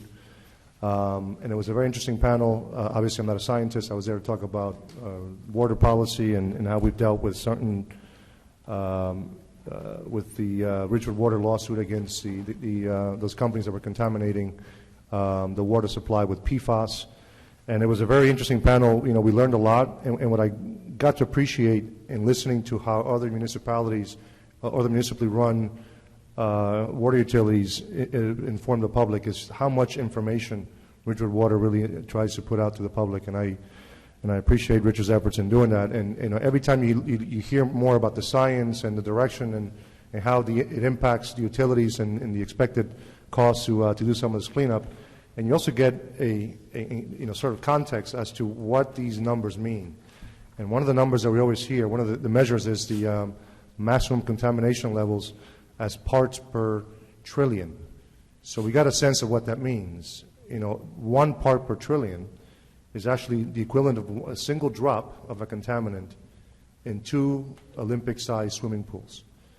So I think now when we talk about PFAS, we're 13, 14 parts per trillion contamination level. So I know these numbers can sound really scary. When you put them into the context of what that actually means, actually makes me feel better about drinking our water. On Tuesday, October 29th, I had the honor of attending the 107th birthday of Quentin Wiest, and it was amazing. And we prepared a resolution, a proclamation from the village that I read, and I had a chance to meet with 4 generations of Wiest. So Quentin Sr., Quentin II, the third, and his grandson Theodore. And it was an amazing event, and to see the family all gathered together, and he was in such great spirits, and they had wonderful pictures that they were sharing from all the way when he was a little boy. So I want to thank the Wiest family for inviting me and allowing Tina and me to be a part of the celebration. On Sunday, November 3rd, there was a grand opening. I think we've had more grand openings in the last month than we attended in the previous 9 to 10 months of the year. This one is not too far away from here. It was a nesting place, 115 Pine Street, near the border with Ohokis. Allison Herman, who's the owner, welcomed us. And what it is a wellness center for pregnant women to educate, nurture, empower women during and after pregnancy. So everything from, and they even have doulas on staff, but also post-birth, they have lactation consultants, they have nutritional experts, and so on. It's a wonderful place. And I was saying that they were going to probably have a lot of folks be envious of how much parking they have. They have a tremendous parking lot there. So I would suggest stop by and take a look. Very interesting business. And most recently we had the Fields Committee yesterday morning at bright and early, 7 a.m. We covered the exhaustive process of the scheduling of the fields. It looks like we're pretty much there right, Nancy? Yeah. And then we also were discussing the fact that tomorrow night the Village of Ridgewood will go before the Bergen County Open Space Trust Advisory Board with the ask for to help fund the Maple Field lighting project. We have some very exciting events, as was mentioned earlier. We have the 125th anniversary gala on the 16th. It's really a 125th anniversary celebration weekend. We have a special surprise that we're working on now for Friday night. More to come on that. But on Saturday the 16th, there's a series of events, and I know that after we go to Valu Cemetery to clean up the flags, at 9:30, from 9:30 to 11:30, everyone's invited to the Ridgewood Public Library for the 125th library celebration. And that's going to be a fun event for the family. They're going to have old-fashioned games, crafts, and story time. That's the Ridgewood Public Library in collaboration with the Ridgewood Historical Society and Friends of the Ridgewood Library. Also on the 16th, a little bit later in the afternoon, is the Ridgewood Public Library, again co-sponsored with the Ridgewood Historical Society in celebration of the incorporation of Ridgewood. We'll have local historians Peggy Norris and Joe Suplicki providing a slide lecture on the critical years between 1894 to 1905. They'll have plenty of documents, which are always interesting to see, maps and historic panoramic photos of the village. Both Joe and Peggy will illustrate Ridgewood's growth and transformation into a village. So everyone's welcome. There's no registration required. And then once you've done all these wonderful things during the day, you're all invited to come to Felina, 6 to 10 p.m. As I was walking through, looking at some of the logistics for the event, I ended up having to quote Anthony Bucco, who's the executive chef and partner of Felina, when he was talking about, the restaurants coming together is really a sign of the businesses in the community working together for the benefit of the community. I thought it was just a wonderful expression of what is actually happening. He was, crazy enough to go with the idea of having the restaurant opened up to other Ridgewood restaurants to be able to co-cater the event. So tickets are on sale now. I know we posted enough on Facebook. I know there was an e-notice sent out by the village. So please go ahead and do that. It's going to be a wonderful celebration. And that's all I have. So our first discussion item is prior to our special public meeting, so it's awarding contract for grant writing services. We did discuss this at a previous work session, and there were some questions that the council asked, and one was the outcome for the grants that were due to be awarded in September 2019. We are waiting for 2 grants, one being the Target Youth Soccer Program and the other the New Jersey Urban and Community Forestry Program Stewardship Grant. They're both still reviewing the applications. They anticipate that awards will be made by the end of the year. We also have 2 pending FEMA Assistance to Firefighters grants that were due in September. And although FEMA has released awards, they do so in multiple rounds. And there has not yet been confirmation as to whether or not there are more awards to be made. As a reminder, Millennium Strategies usually charges $3,000 a month. Through negotiations, we're able to get it down to $2,500 per month for 2019, and they're willing to hold that price for 2020 with an optional year also in 2021. Millennium Strategies, the way it works, they have a listing of numerous grants. They go through them, they call them, they present it to me and to the department directors with those which would be applicable to us. If we express an interest, Millennium Strategies obtains the information they need from the village, and then they write the grant proposal. The amount of time it takes Millennium Strategies to identify, research, and write the grant proposal allows the village to apply for additional grants beyond those that we normally apply for. Millennium Strategies has also allowed the village to become aware of new grant opportunities that we did not know existed, many of which are funded through corporations or nonprofits. In addition, many of the larger grants we have applied for could not have been done in-house due to lack of expertise and lack of staffing.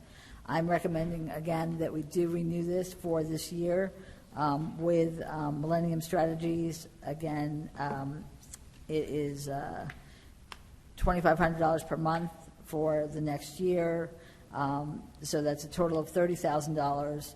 They did obtain grants in the amount of $26,500, And just those 4 pending grants that were due in September, which again have not been awarded, total $625,319.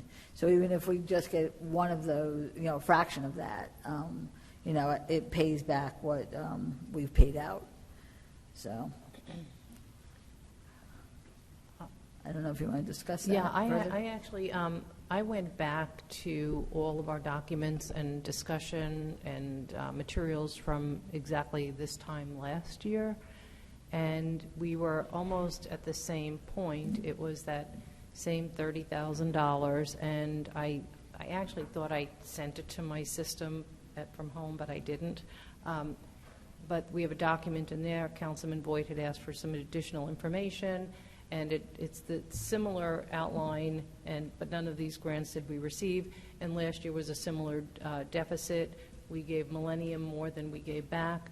So I kind of feel that, we're up in the air, and it just seems consistent that we're getting about 25 back for putting 30 in. So since it's a repeat of last year, I just don't see moving forward with this myself. I'm not in support.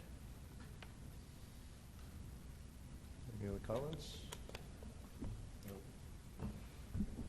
So, Heather, I read through your analysis of how it assists you guys, but obviously the dollar doesn't match. So, is there a way for us to go back to them and say, can we do a 6-month and a 6-month, perhaps, and say at the end of 6 months, if we don't feel that they've produced anything, then we have the right to back out of the contract. I mean, there's still staff time involved in that, too, Right. because if they're looking at grants and we're not getting that money back, we've now expended valuable resources providing materials. But again, the interesting read was the last year. Yeah, no, and this year. I know, and that Yeah. was the discussion we've had over it. And I thought I had it in here, but I just didn't send it. Yeah. If it was a break even, I think it would be more palatable for us. Well, and we don't know, as I said, we don't know. September alone, we have grants totaling $625,319 we haven't heard about yet.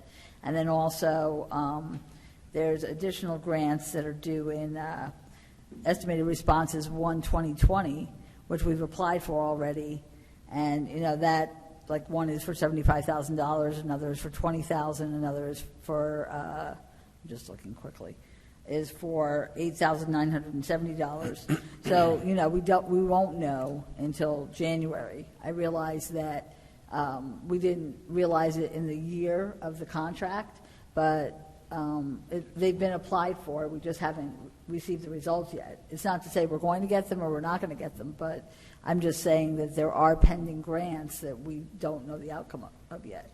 So and I don't know. I found it helpful. Again, the bigger grants we aren't going to be able to apply for. And one of the biggest ones, which I wish we would get, and we've done it twice and we may do it again, is the COPS Violence in Schools grant, which is to get radio transmissions between all of this within the schools. Yeah. And, that was a huge grant, and, for whatever reason, we didn't get it. And they do go back to the entities giving out these grants, and they do try to determine perhaps how we could improve our grant the next time. Sometimes it's numbers, sometimes, and it's timing. It depends what the other applications are. And perhaps they find others more worthy than the ones we've submitted. But we have received grants, and again, I just want to indicate that if we don't have them, basically what we'll be able to do are the ones we normally do, which are the DOT grants for paving, the CDBG grants, Community Development Block Grant, the Open Space, the Historic Preservation Trust, other things. The other ones, possibly, but I can't guarantee it. So just as a reminder, so the structure is that we pay them this retainer and then they get a percentage of the grant? No. No. It's just a flat fee. So it's just the flat fee? It's a flat fee, yeah. That's I it. thought that, maybe it was a different No. proposal.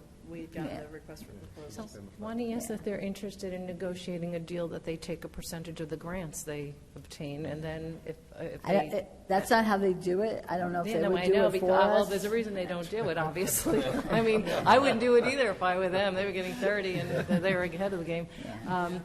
So I actually, just in terms of the different grant opportunities, I know that Congressman Gottheimer was sending us grants on a regular basis, and a couple of them, for whatever reason, they weren't, the paperwork wasn't completed in time, or we just chose not to submit those, and in some instances, there was a commitment by the village that was greater than Correct. I believe that we were interested in making. So I think that there are other grant opportunities that come our way. I thought that Jay Chucka also filed for some grants for the police department at times. So there are opportunities. Sure. And I'm not saying there aren't, and there are smaller grants that we may be able to do in-house, but these larger grants, we won't even be able to move forward with them. So, yeah, it really is a big help, and but again, I know it's your decision, so please let me know what it is, because I believe it's off of the consent agenda, so we could vote on it. But I would encourage you to vote yes. Okay, so the second item is purchasing a portion of 22 Prospect Street. I can have Mr. Rogers talk about this, but basically it's a portion of the area of the Hudson Street lot, which is irregularly shaped, and we need it to be able to square off the lot for the parking garage. And the owner and the village have come to an agreement that we can purchase that piece of property for $17,500, I believe, correct? Yeah. I couldn't have said it better. It is an agreement that we discussed and closed. As you know, there's that little section of 22 Prospect that sticks into what would otherwise be a rectangular-shaped parking lot. And we've had the agreement in place. It's just formalizing it through a contract, and this resolution authorizes the mayor and the clerk to sign the contract and also sign any necessary documents for the purchase at closing. So that's what it's about. So then we just need to go into the special public meeting. Sure. Motion to suspend the work session and convene special public meeting. So moved. Second. Knutson? Yes. Seaton? Yes. Voigt? Yes. Walsh? Yes. Hache? Yes. Village Council, special public meeting, November 6, 2019. The time is 7:30 p.m. Adequate notice of this meeting is provided by posting on the bulletin board in Village Hall, by mail to the Ridgewood News, the record, and by submission to all persons entitled to same as provided by law of a schedule, including the date and time of this meeting. Roll call. Deputy Mayor Knutson? Here. Councilman Seaton? Here. Councilman Voigt? Here. Councilwoman Walsh? Here. Mayor Hache? Here. I move the clerk read ordinance 3754 by title on second reading, that the public hearing thereon be open. Second. Knutson? Yes. Seaton? Yes. Voigt? Yes. Walsh? Yes. Hache? Yes. Will the clerk please read the title of ordinance 3754? An ordinance to amend salary ordinance 3608, fixing the salaries, wages, and other compensation for white-collar employees, and to amend salary ordinance 3618, fixing salaries, wages, and other compensation of and for the supervisory employees, and to amend salary ordinance 3679, fixing salaries, wages, and other compensation, and to establish the employee agreement of certain non-union officers' employees, and to amend salary ordinance 3680, fixing salaries, wages, and other compensation, and to establish the employee agreement of certain non-union employees of the Village of Ridgewood, County of Bergen, and State of New Jersey. The public hearing is now open. I move the public hearing be closed. Second. Knutson? Yes. Seaton? Yes. Voigt? Yes. Walsh? Yes. Hache? Yes. I move that ordinance 3754 be adopted on second reading and final publication is required by law. Second. Knudsen. Yes. Seaton. Yes. Boyd. Yes. Walsh. Yes. Hache. Yes. Resolutions? Resolutions numbered 19358 through 19359 will be adopted by a consent agenda with one vote by the Village Council. 19358, award contract improvements to Ridgewood water well, houses, and transfer stations, not to exceed $1,987,654.32. 19359, approve and authorize execution of purchase and sale agreement, 22 Prospect Street, not to exceed $17,500. So moved. Second. Knudsen. Yes. Seaton. Yes. Boyd. Yes. Walsh. Yes. Hache. Yes. Following resolution number 19360 will be considered separately read in full. 19360.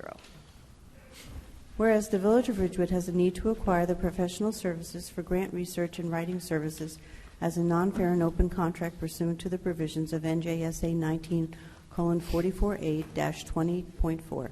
And whereas the Chief Financial Officer has determined and certified in writing the value of the professional service will exceed $17,500, and whereas the anticipated term of this contract is from November 1st, 2019 through October 31st, 2020, whereas Millennium Strategies, LLC, 60 Columbia Road, Building B, Suite 230, Morristown, New Jersey, has submitted a proposal indicating that they will provide the professional services of grant research and writing services for the Village of Ridgewood at the following rates: $2,500 retainer per month for a 12-month contract in a total amount not to exceed $30,000.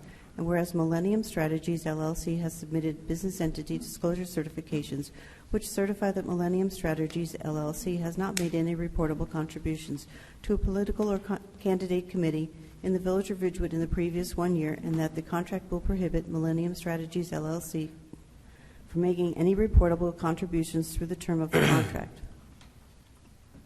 Now, therefore, be it resolved that the Village Council of the Village of Ridgewood authorizes and directs the mayor and village clerk to enter into and execute a contract for the first year of a 2-year contract with Millennium Strategies, LLC, and that a notice of this action shall be printed once in the Ridgewood News pursuant to the local public contracts law as set forth in NJSA 40A:11-1 et sec. Be it further resolved that the Chief Financial Officer has certified that funds are available for 2019 services and contingent upon the Village Council appropriating such in the temporary budget for the year 2020 and subsequently adopting a 2020 budget to fund the full amount of the contract as it applies to 2020 services in account number 9-01-20-701-028. And be it finally resolved that the business disclosure entity's certification and the determination of value be placed on file with this resolution. I have a motion. So moved. Second? Second. Knudsen? No. Seaton? No. Boyd? No. Walsh? No. Hache? No.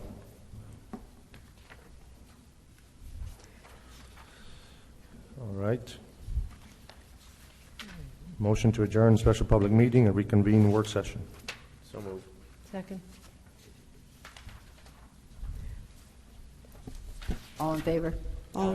Anyone opposed? No. Thank you. Okay.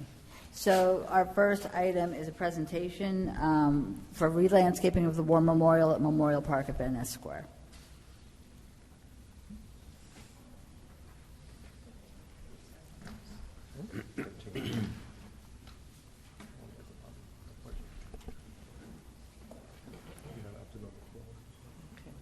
And it's the police.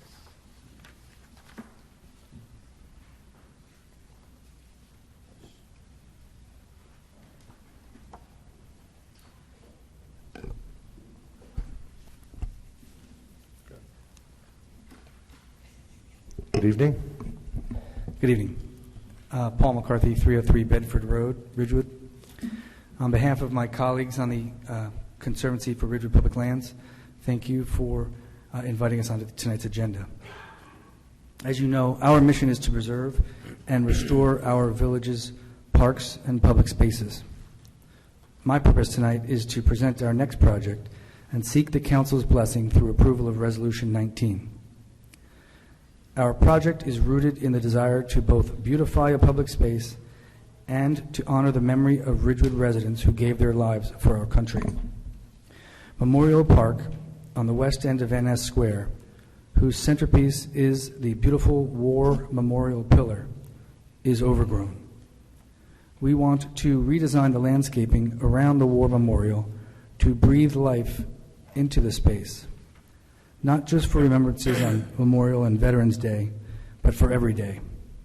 We believe it is important that we show our children that the sacrifices made by those heroes still matter today. In a moment, I'll turn this over to noted landscape designer Chris Raimondi for a deeper dive into the detailed plan. But I wanted to confirm that the Conservancy will, 1, raise the funds necessary to execute the plan, and 2, will work with Park and Rec throughout the final design and planting phases. As a reference to the quality of the work that the Conservancy does, I would point to the success of the Children's Sensory and Butterfly Garden. That project, which we gifted to the village in 2018, has become a destination for children and adults alike and has transformed the space behind the stable. We'd like to do the same for Van Ness. Memorial Park is a truly sacred place and worthy of this rejuvenation plan. Thank you for your attention. Now I'd like to introduce Chris Raimondi, our partner on this project. Good evening, everyone. I'm representing the Conservancy. Is that microphone on? Just check. I believe to make sure. it is. Okay, just speak into it, please. I'm representing both the Conservancy as well as a landscape designer and horticulturist. So I am a regular member of the group as well. So we've taken the time to walk the site with Nancy and some representatives from our group and looked at some of the positives and negatives that we're seeing right now in the park. Currently, there's overgrown shrubbery, taxus specifically, left and right side of the monument from the one entrance, and it is limiting the amount of people that when they have ceremonies around the monument. And the benches that are there are in disrepair. They're old. We're anticipating or guessing they're about 30 years old at least. The wood is rotting, and this project will replace those benches as well. There is a great brick alley around the monument that is existing that we will not touch. There are many people that have donated dollars for bricks, and that will just remain intact. But what our thought was to open this area up so that it could be seen from all four sides of the park and really highlight the monument the way it should be. And then give the ceremonies that happen there the due diligence to have a group that's large enough to assemble. If you could switch over the slides, if you may. So first off, we want to replace the benches, and they would be pushed back onto the turf area. And the benches that we are suggesting would be the exact same bench, and that's the bench that's at the New York Botanical Garden. It has a very circular end to it. So whether we replace the bench or actually, hey, can I switch spots with you? So currently the benches are here and here. Sure. So we're going to push them back and put them in the turf area so that you can see the entire monument from the distance. The people, as they sit there, can be facing the monument in the correct direction still. So the hedges are going away? They're there now? Here, here, here, and here. And they'll be the same size. Okay. And it has a circular pattern on the end. It's a very classic bench. Then we propose that, with conjunction with parks, this is the area right now where these heavy taxus shrubs are. They're a good 4 foot tall and at least 6 foot wide. And they also are blocking, and this is one of the hidden benefits of this, they're blocking the police for security viewing. So by removing those overgrown shrubs, the police will be able to have a clear view across the entire park to see if there's any troubles. We then will be considering planting around the monument. There is a strip currently of nothing much more than mulch. Parks occasionally dresses it up with flowers and mums for events, but I was up there the other day, and they had dressed it up, and the children, or kids or adults, I don't know, jumped on those mums and crushed them instantly. So we're suggesting a plant called Euonymus fortunei or Euonymus coloramus that would be able to be stepped on, and we'll have a border of green around the monument. So that'll be a great contrast between the brick and the stone of the monument.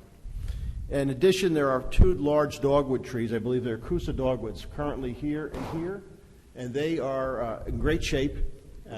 They've been relit with the new lighting project, and they'll remain, and we'll take very good care to make sure that those lights don't get impacted whatsoever. And then what we'll do is, we're suggesting we do, is add some shrubbery starting up in this corner and repeating it in this corner. That would be potentially Annabelle hydrangea, then another type of azalea, one that blooms very early, not a typical red, white, or pink. We're suggesting one called puccanensis. It's a lavender that blooms pretty early, just after Easter. The thought here is to get seasonal color throughout the whole season, not just spring. And then for summer color, we would suggest a daylily, probably Stella d'Oro variety, coneflower, the echinacea, which would bring butterflies a little bit, and black-eyed Susans. So we'd have at least 2.5, 3 seasons of color, and it's not a massively planted area that the police still would be able to see through this. We felt that the security up there was important, as well as embellishing it. So the Conservancy is going to go out, if it's approved, and gather the funds. There would be naming opportunities on the benches and any of the larger plants. And if our fundraising drive is successful, we could take this planting concept and put it into effect on the other corner, closer to the large, I guess, the Methodist church on that other corner. And if we had enough money, we could do the other corner. So I think it's a simple project. It's worthy of the Conservancy's efforts because of the value of this monument. So at this point, I'll open up for questions, but I think it's an easy project, but simple. But and we've noted where the lights are, where the electrical conduits are. We'll talk with Parks and, I guess, Signal Division to make sure that we don't dig up or interfere with what's been done. Great. Councilman Seaton? No, thank you. I think it's a really good idea. It's an area that's definitely in need of a little TLC, and I think the bright colors throughout the various seasons will pop and maybe draw more attention towards the center, towards the monument. So I'm supportive of it. Thank you. Great. Deputy Mayor? So, Chris, thank you. Thank you.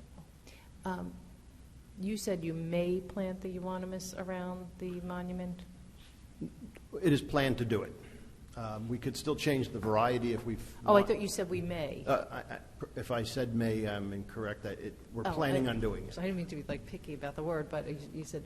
So I'm asking for a reason, because I agree it needs to be cleaned up, but one of the things that concerns me, I've observed often that people climb up on the monument, they take photos up on the monument, their kids are jumping on the monument, and I'm actually concerned that the crushable kind of protect people from tripping hazards, because I don't think we can stop people from climbing, and their kids from climbing on the monument.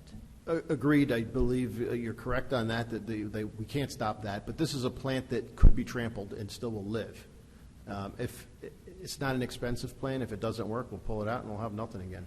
No, I'm saying that I guess hardier plant. Oh, it's tough. The hardier plant actually creates more of a tripping hazard. I'm just thinking that if it's that durable and hardy, that people going over it, it's more of a tripping hazard into the stone. I'm just thinking out loud, because I know the other ones they just kind of trample, which isn't right either, but just an observation. So I just think you might want to think about that. I don't mean to be like a... So should we not have anything there, is what you're saying? I actually kind of think that it could be cleaner without it, kind of less maintenance and less of a hazard, but it's just an observation I've made, and I see it over and over again, and that would be my only concern. But other than that, it's beautiful, and I love the idea of the benches.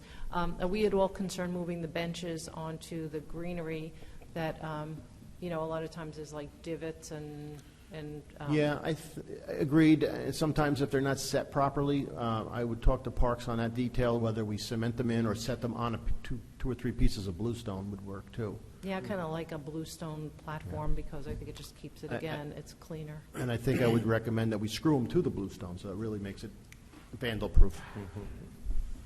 And I'm just meaning accessibility because what would you say the distance is from the stone to the bench? From the edge of the brick, at Yeah. least 10 feet. Yeah.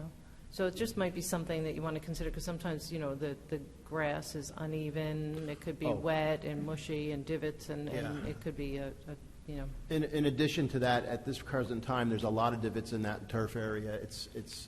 We thought about sod and such, but that would stand out, so we would have to sod the whole place. But we would expect to put some topsoil in there and reseed that. Oh, in addition, I did not mention, this would be a spring project, and we would want it finished and complete and ready to go by Memorial Day ceremony. Oh, nice. Good. Well, I love it. Thank you. I love the year-round, the 3-season colors. Pretty. Thanks. Thank you. Councilman Walsh? So thank you so much for the presentation. The one question I have, that area seems to be very shady. So everything that you're planting is going to be good and like partial shade. It's like weird. I'm trying to remember. It's like whenever I'm standing there, I always feel like I get a chill when I'm around that monument. So the overhanging trees and whatnot. We could look at the density of the Coosa dogwood that are there, but the plants that we're selecting that would live underneath those, the hydrangea, the azalea, are shade-loving, and then the plants such as daylily, the coneflower, and the black-eyed Susan, they would be closer to the sidewalk where it's a bit sunnier. Okay. Yeah, I mean, it's a great project. That area, several years ago, they put the little stars on the corner because kids were skateboarding on the edge. So, you really don't want anybody on the monument, but I think you have a reasonable alternative, I guess, for it. My main thought of having the green next to the monument was for contrasting color to break it up. Yeah. Good, thank you. Thank you. Councilman Boyd? Thank you, Mayor. First of all, thanks for all you guys do. The Conservancy just does some wonderful work in our town, and it's a freebie for us, and that's so appreciated. Do you guys have an idea what this is going to cost, just from your standpoint in raising? Just give us a ballpark. With some additional, I'll say fluff, if you may, our goal would be $20,000 to $30,000 to raise. Yeah. And I'm sure you're going to give us instructions, or are you going to let people know how to give money to the effort? Is that? That's your. Okay. And how do we? The letter's already been written. Okay. The graphics have already been produced. Yeah. Not produced, approved. If it's blessed by the resolution, then we would go to print on Friday. Yeah. So you'll send it out as a mailer to everyone in town. Not telling. I'm sorry. To a curated mailing list. Okay. Somewhere between 400 and 500 people on Okay. All right, good. Thank you. We'd like to send it out townwide, we just want to. Yeah, no, I understand. Okay. It's a great project. Thank you. Thank you. Yeah. Yeah, thank you. I'll second Councilman Boyd's comments about all the work that the Conservancy has done. I know you mentioned the butterfly sensory garden. I perform weddings in this very room here, and one of the destinations where I always send the bride and groom afterwards is, hey, there's a great garden behind that stable over there, and I even have a picture of it on my phone just as a reference of what. It's an amazing, project, and I especially, I'm grateful for the work that you guys are doing at Van Nest. It is the geographic center of our central business district of our downtown. And the memorial, it's a very special place. It's, we have many ceremonies there honoring, Gold Star families, our veterans. And I did observe just over the years, obviously, it's an old monument. Just the design was a bit kind of strange in a way. I was standing near the corner of East Ridgewood, by the Godwin monument there, and I looked over, and other than the column coming out of the monument, you really don't get to appreciate what's there. So I'm happy to hear that those the brush is going away, and we're going to have a more open view of the project there. I also have observed children playing on the monument. And it's a monument, so when I see that, it's almost like somebody stepping on somebody's grave. To me, it's just sort of a disrespectful act. Is there anything there now? I've never looked on. Is there anything there now that kind of tells people, please don't stand on the monument? Something that's a little plaque, something that's a little reminder of. I didn't see anything when I was up there. Nothing, yeah. Maybe that's something we could add. I think it might be worth adding. Again, to me, it's common sense. You don't go walk up and down and run up a monument and take a picture. But maybe some additional signage there that could help protect it, especially if we're thinking about putting some plantings on the perimeter. But thank you very much again for all the work that you guys do, and good luck with the fundraising. Thank you. Thank you.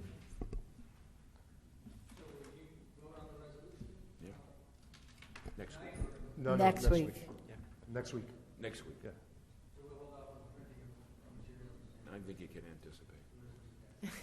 It'll most likely be on the consent agenda because they were all in favor of it, so that means it's just one vote. They're all going to vote yes.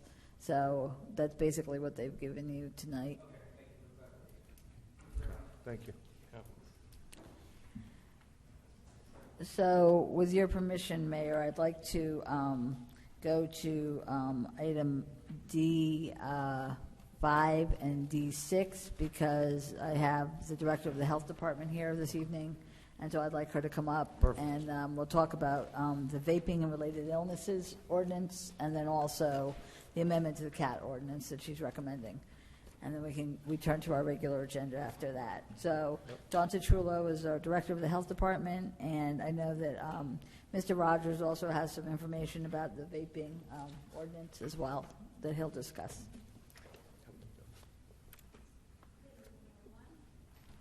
Good evening, everyone. Good evening.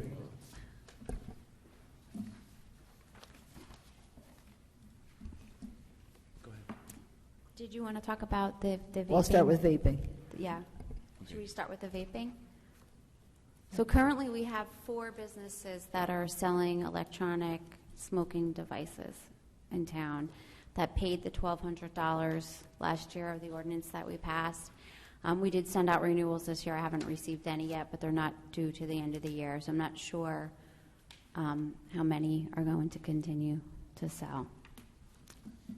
And everybody should have gotten a memo that I had put together and sent around with regard to some remnants from the discussion last meeting,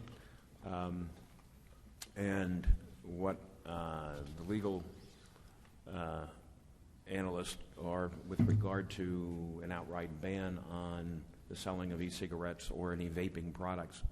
Someone had brought up that Washington Township in Bergen County had adopted an ordinance that bans it from all of its zoning ordinances, and it's true, they did.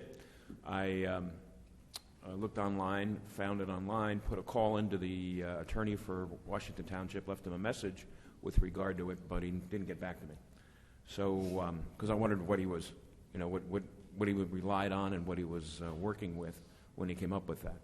I did some extensive research with regard to the constitutionality of an all-out ban, and it is one of those things that we cannot do legally.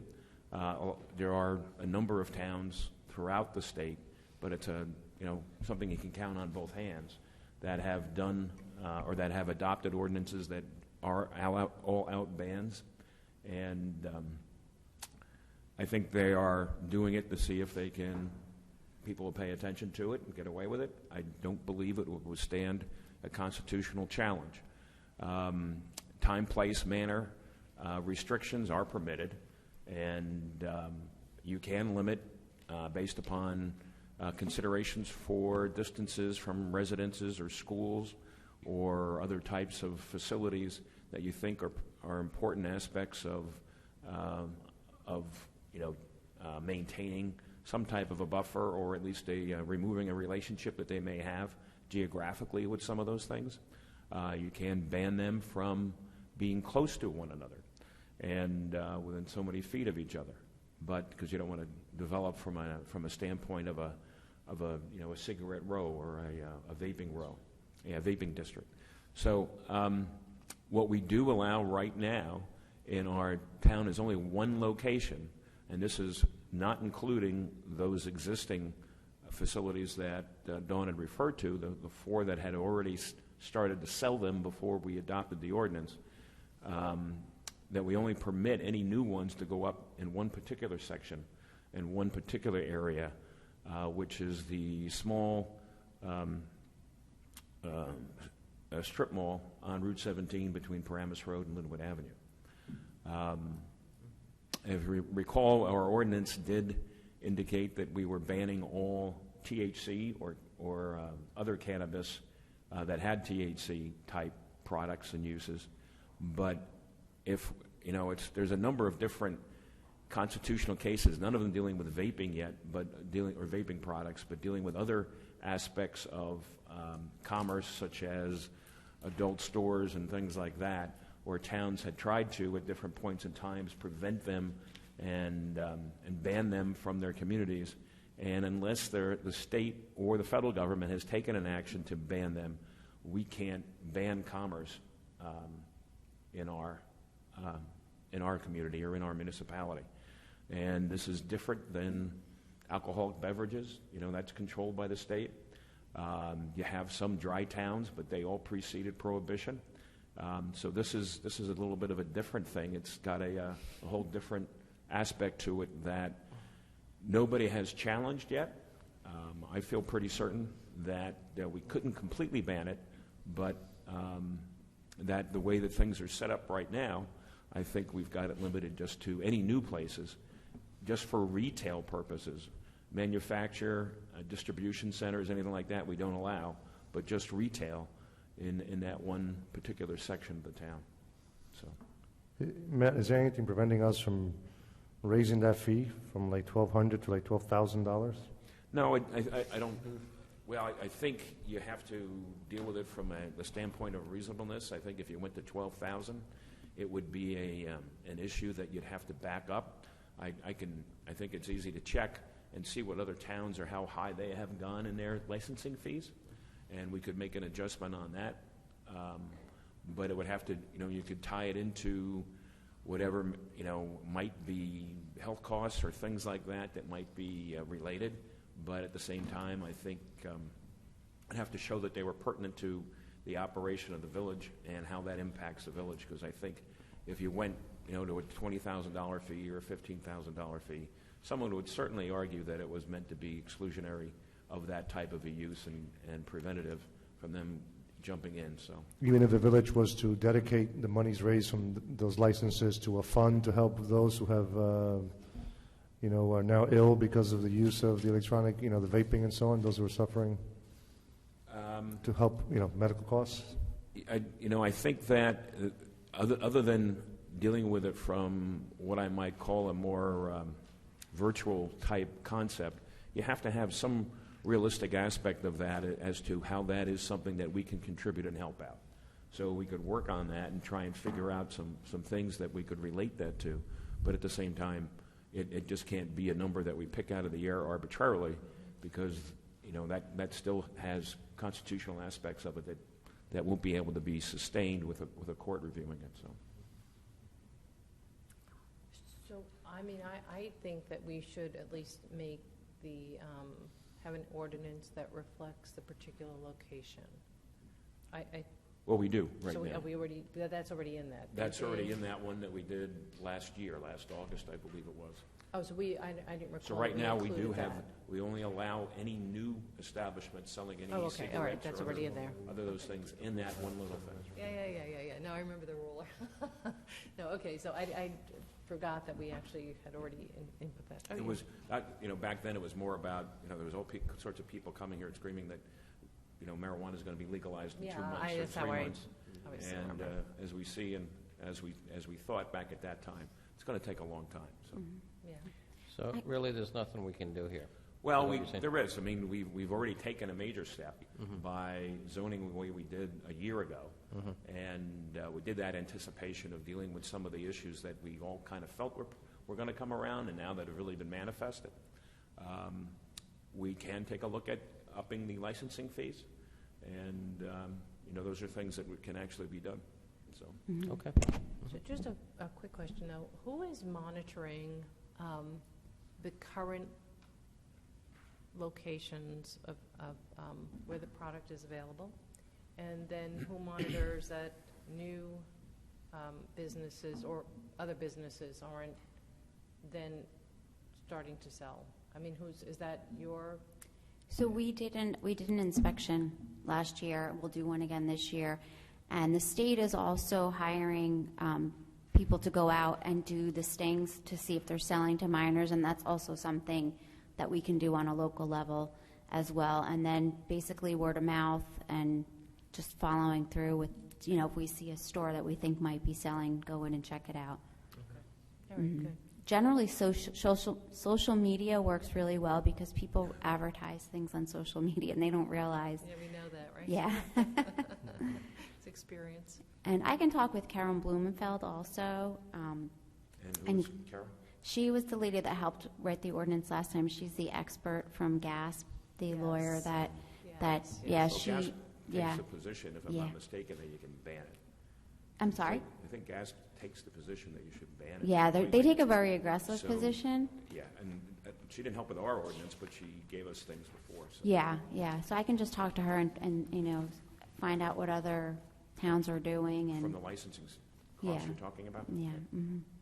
So let me just ask a question. So what information do we produce to for parents and for the community in terms of, is it just what GASP gives us, or is there anything that we give? Because I know on social media, and I think it was last year, a mom had posted something. It was an old iPhone charger, and she showed it, and it had like a little prong on it, and she said, if you see this in your house, this is a charger for one of the right, the vaping, the little whatever it is. It looks just like it. It really does. It looks just like it. Yes, but she was saying to parents, this is just a PSA. If you see this in your house, it's not a broken cord. It's meant to charge their vaping device. And all the parents were like, oh my God, I would have thought it was a broken, cord, power cord.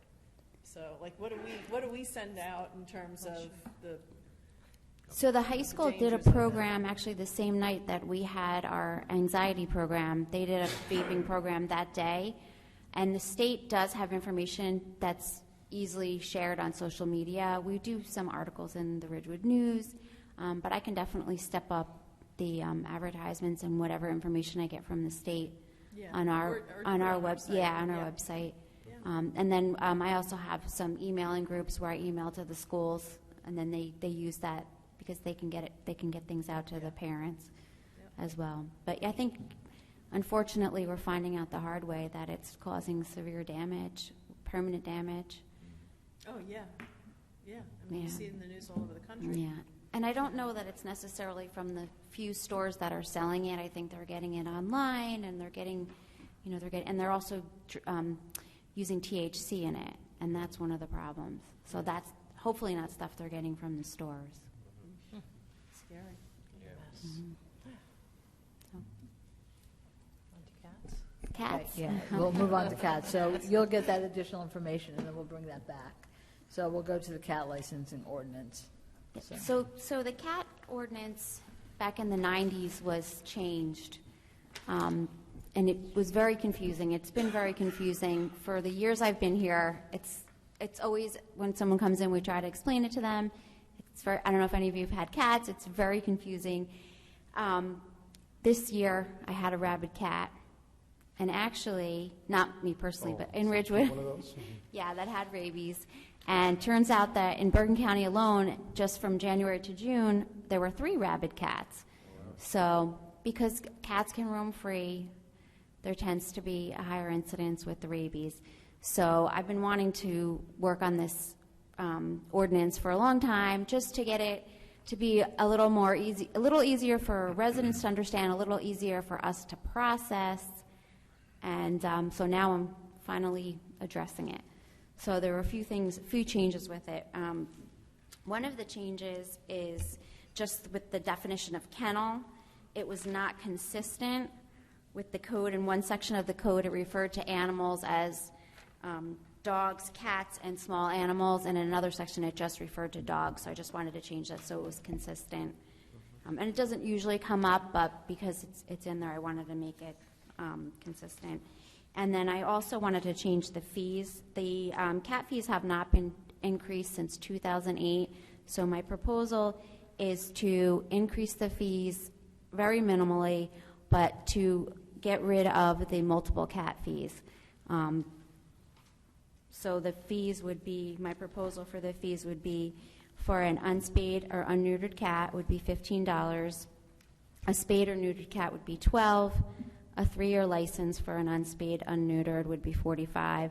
And a 3-year license for a spayed or neutered would be $36. And one of the reasons for this is that for us, it's not any easier processing multiple cats. It's actually a lot harder because with our system, we have to go in and we have to find out when the first cat was licensed. It doesn't automatically tell us. So it's a lot more work on our end just trying to figure out that few dollar discount. So, and I looked into other towns. I don't see any other towns that do the multiple cat licensing. So that's another reason why I wanted to change it. And the other thing is the way the ordinance was written, and I'm going to read it and you're going to see what I'm talking about, why it's so confusing. Let me just get this.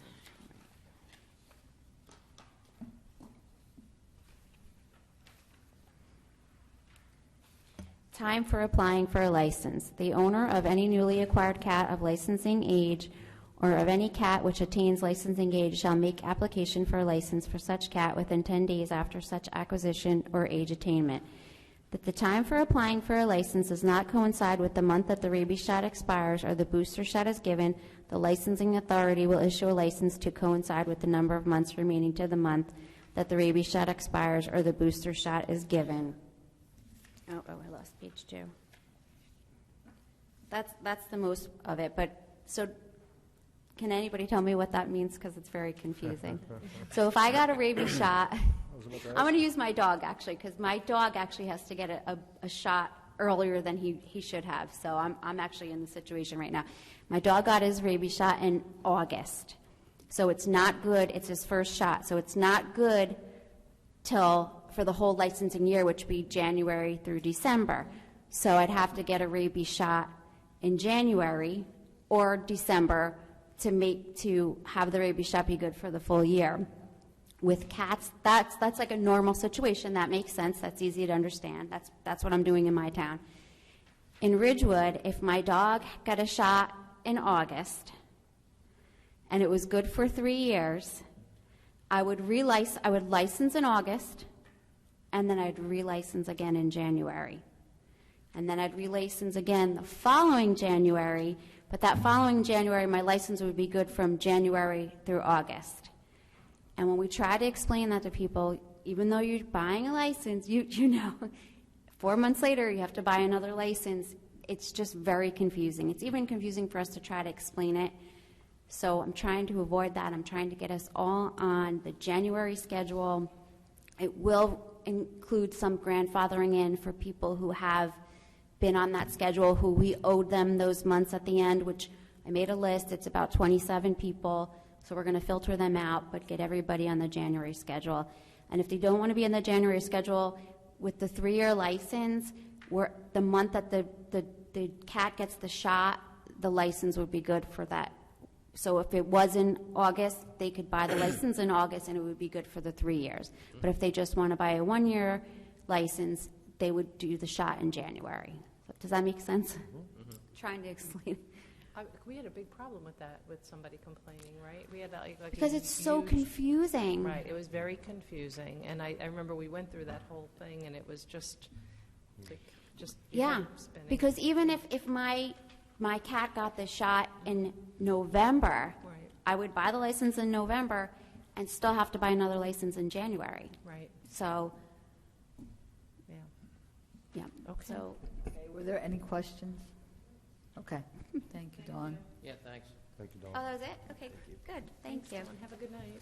You too. Okay, so we'll go back to our discussion items 13A under Ridgewood Water. Ridgewood Water received bid proposals in October for the years 2020 and 2021 for pipe appurtenances and service materials. Total of 6 bid proposals were picked up and 4 proposals were submitted. The award of bid is based upon the low bid category on a per unit basis and the lowest unit price for hydrant items. So this is one where we award to various suppliers, and they're on an as-needed basis. The next item is awarding professional engineering services for the Linwood replacement well. This is actually for hiring someone. So proposals were solicited from pre-qualified engineering firms, with Mott McDonald providing the lowest cost, and they are out of Island, New Jersey. It's for $44,500. So Ridgewood Water is continuing to modernize and upgrade its water treatment and distribution system. We have a newly drilled replacement for the Linwood well. Water quality results indicates that we need to treat the water there. Mott McDonald will develop a draft feasibility report, including conceptual drawings, cost estimates, and funding options. The study will also include options to treat the Linwood and the Irving well as a Ridgewood water carve facility. Mr. Calvi is recommending the award of a professional engineering service contract to Mott McDonald in an amount not to exceed $44,500. And funding is in the Ridgewood Water capital budget. The next item is the line stop and valve insertion services. It's a 2-year contract. This would be the first year of the 2-year contract. And this is, they accepted bid proposals for both years. One bid specification was picked up and one was received. The bid is from Carter Brothers of Roseland, New Jersey. They have previously performed these services for the utility in a very professional manner. These are specialized operations, and they become necessary when pipe or valve repairs require an extremely long shutdown that would place a large quantity of customers out of service. So again, the first year of a 2-year contract in an amount not to exceed $200,000 per year. Next item is servicing and repairing of electric source, and all of these resolutions actually are annual resolutions. Bids were received for this project. A total of 3 bid specs were picked up. 1 bid was received from Venor Electric, Inc. of Hackensack, New Jersey. Pricing for the years 2018 and 19 were $105 per hour. This bid came in at $107.22 per hour. So Mr. Calvi is recommending the award of year 1 of the 2-year bid to the lowest responsible bidder, again, Venor Electric of Hackensack. Under parking, we have the parking meter rates. As you recall, the council agreed, not unanimously, but the majority agreed to go to $1.25 per hour on both the streets and in the lots, as well as for the Central Business District employees. And then we'll evaluate it 6 months after the kiosks have been installed to see if we're making more revenue than we anticipated, and at that time we can revisit the dollar amount.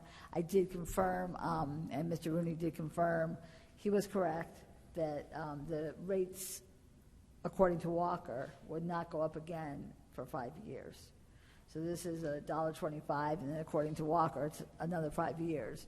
Again, this is something that's going to have to be evaluated, and also we're going to have to decide, probably in January, February, March, what we're going to charge in the garage, because, you may want to charge more, you might want to charge the same amount, but that's something that will be up for discussion at the beginning of next year. The next one is under budget, 2019 budget transfers. This is an annual resolution which takes place anytime after November 1st, and it's usually a couple of transfers we do, but this is basically transfers money from those departments which may have some extra funds to those which do not have enough money. And there is an explanation of each of the transfers on the 3rd page, and it tells you why the transfers are necessary. The next one is awarding contract under the State Cooperative Purchasing Program for ammunition for the police department. This is their annual purchase of ammunition for mandatory training and use. It'll be purchased under state contract through Eagle Point Gun, T.J. Morris and Son of Thoroughfare, New Jersey. And I'm just thinking, amount not to exceed, I don't know if it even gave that. It doesn't give a total amount, but we will have, $26,022.64. The next one is awarding contract replacement of a street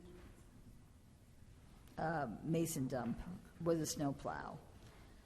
This will replace an old rusted out vehicle. This bid has been sourced from 3 different locations. The truck chassis is through the New Jersey Cooperative Purchasing Program. The truck body is through the Educational Services Commission of New Jersey. And the snow plow is from the Sourcewell Cooperative Purchasing Program. By doing this, we're getting the best price and the actual vehicle that we want. And so that's why they did it. The total amount amounts to not to exceed $51,947 for the entire truck. So just one question on that.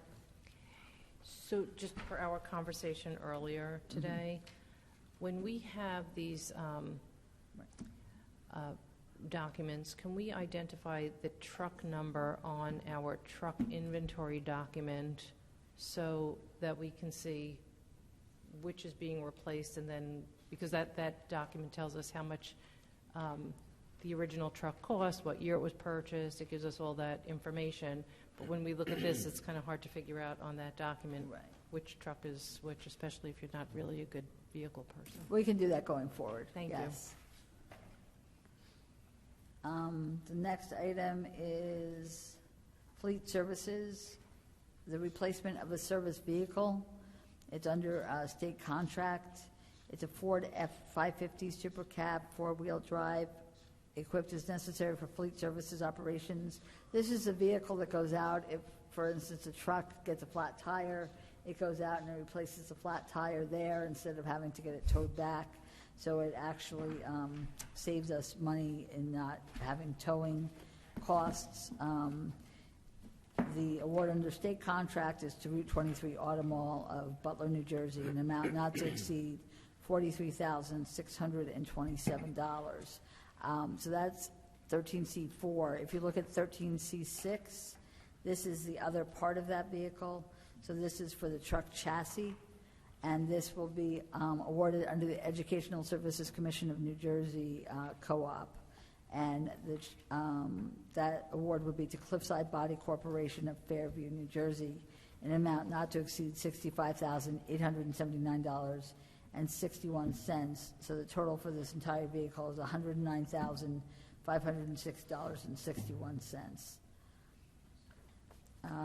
So now we'll go back to 13C5, which is award of a partial contract, additional partial contract, and that is for our paving that we've already awarded to American Asphalt and Milling Services of Kearney, New Jersey. In reviewing available capital funds from prior projects, engineering's found additional funds in the amount of $351,883.69, which can be awarded to the contractor. This will allow them to do additional paving. We are getting to the end of the paving season. As it gets colder, it doesn't adhere properly, and so we will continue to pave until such time as it's too cold to continue to do so. Any of those listed streets that were not done this year will be pushed forward to next spring, and they're usually the ones that we try to do earlier in the season next year. We're now on C7. This is ordering a 2021 Leach rear loader and Mack chassis.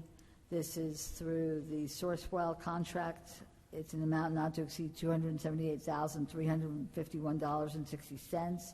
This vehicle is being used by the Recycling Division for the curbside collection of fibers. This is in the recycling capital budget. This one, I did find out, actually, it replaces vehicle 181. And this, I'm sorry. I gave you 180. That was my its number. number, I'm sorry, it's replacing 268. It's a 2003 crane carrier with 104,000 miles. And we'll continue to use that vehicle until we get the new one, because it takes approximately 8 to 12 months to get a Packer truck. So from the time of order to the time of delivery is between 8 to 12 months. So that's on a vehicle 268, right? That's correct. Okay. But we will, like I said, we'll continue to use that one, but it just needs to be replaced, and by the time we get the new one, it'll probably be, even closer to needing replacement. Yeah, I think it's helpful to have that vehicle number. Sure. I mean, for me, And I know I the don't know about council, anyone else. and we can send out that vehicle inventory again so that you can compare them. But we'll do that from now on. The next one is C8, approving the mailing of tax sale notices. This is an annual resolution. Again, there is a allowance for notice to be given by regular or certified mail in lieu of 2 of the required 4 publications of the tax sale notice, and it allows the tax collector to charge $25 per mailing. So this is, as I said, an annual resolution.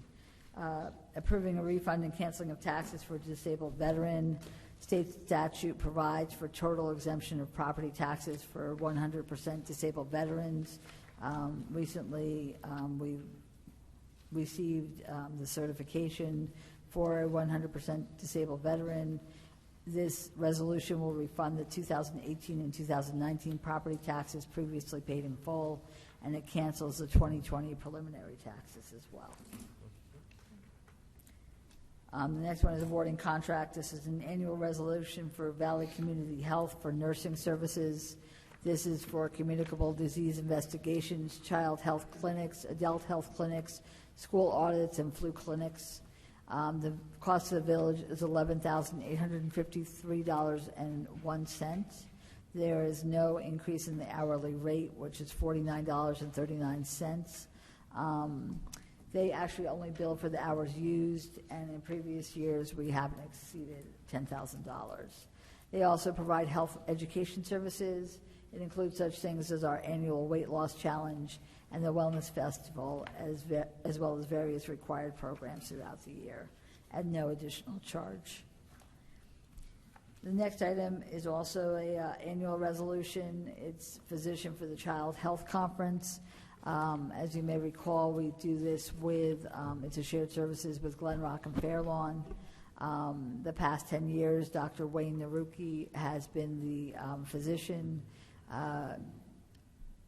Dawn Citrullo did go out to 8 pediatricians for this, and actually only Dr. Naruki responded.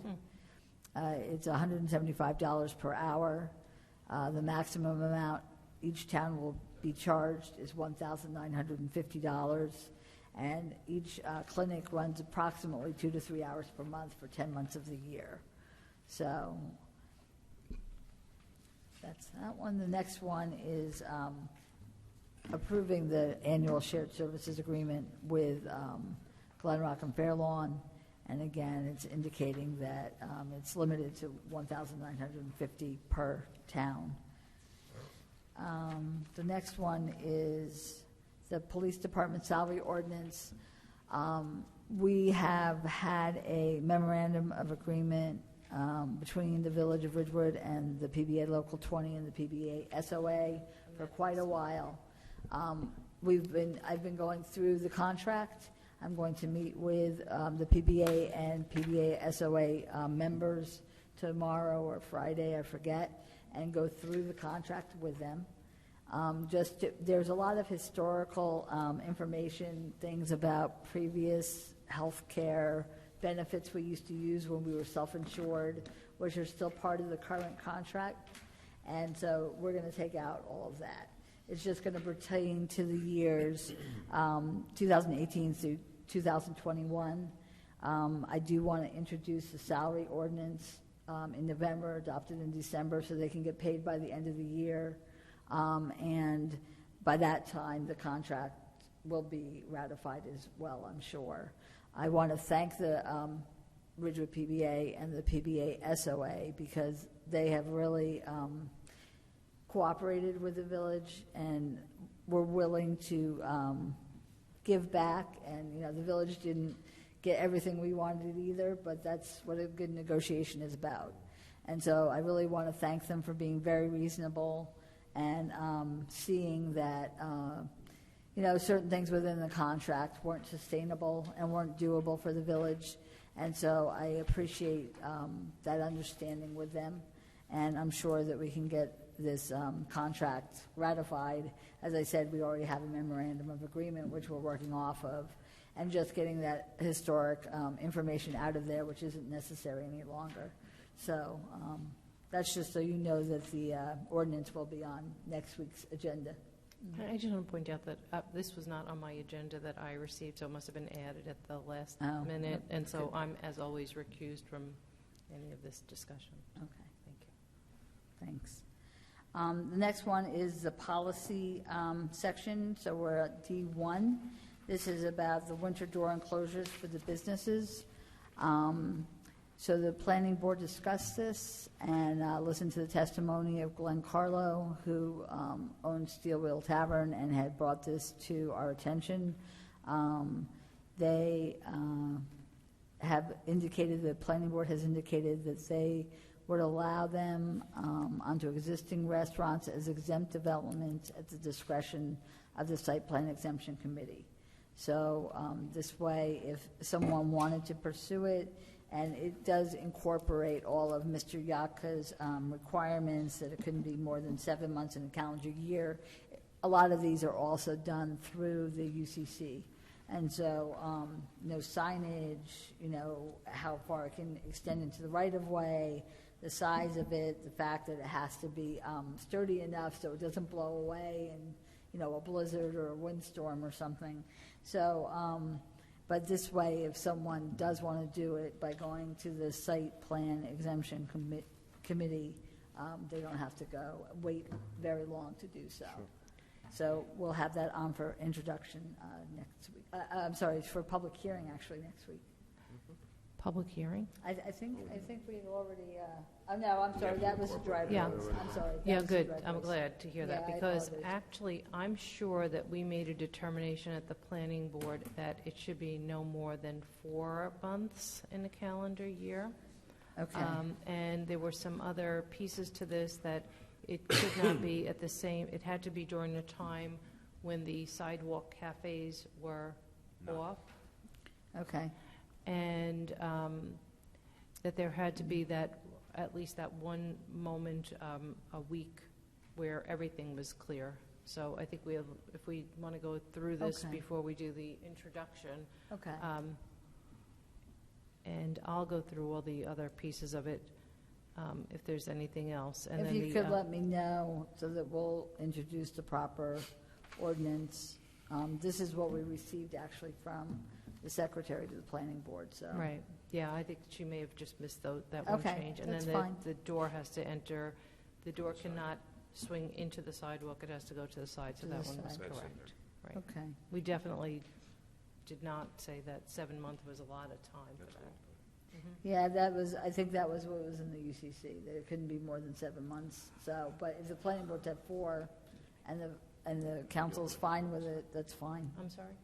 You don't want it to coincide with the outdoor dining. We were definitely kind of not having any overlap with the sidewalk cafe, Mhm. and then just based on weather conditions, we kind of looked at, it's typically warm in November, early December, and then January, February, March are typically the coldest, so we were looking at December, January, March, we have to look at the sidewalk cafe ordinance Okay. as well.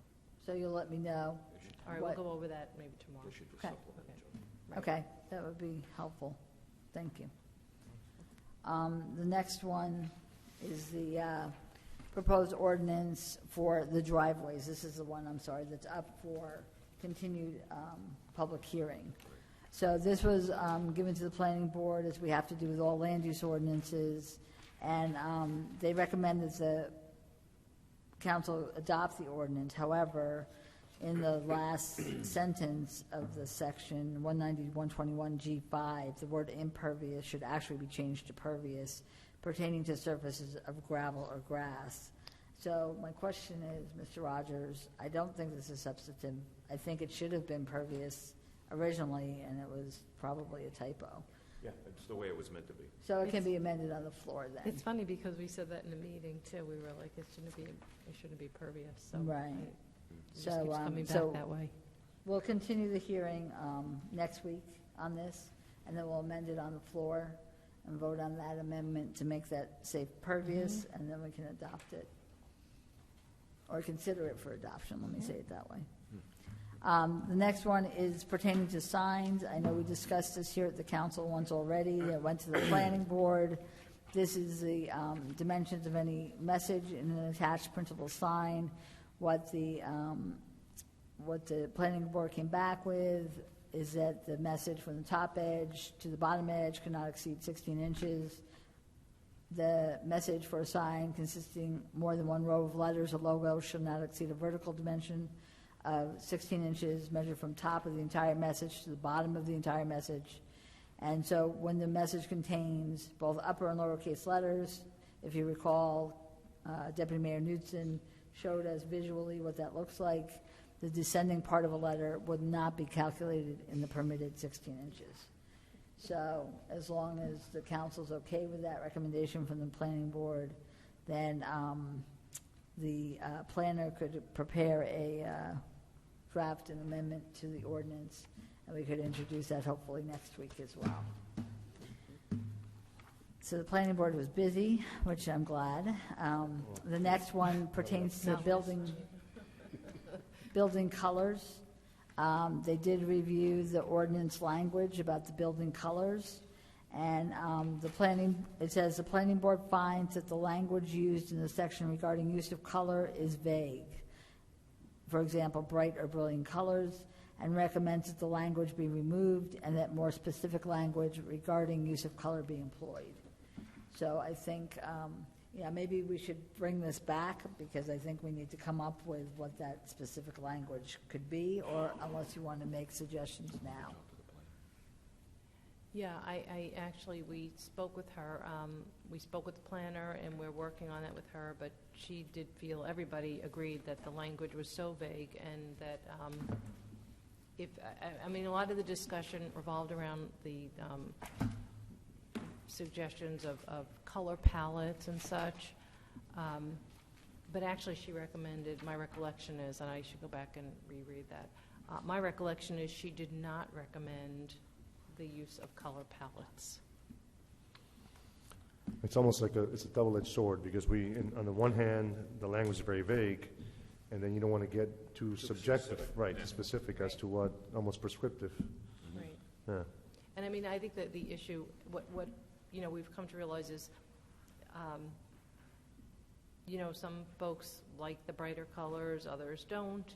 It's just discretion. And we've run into obvious issues with it, but the question is whether or not it's just entirely too subjective, and whether or not we should be legislating color at all.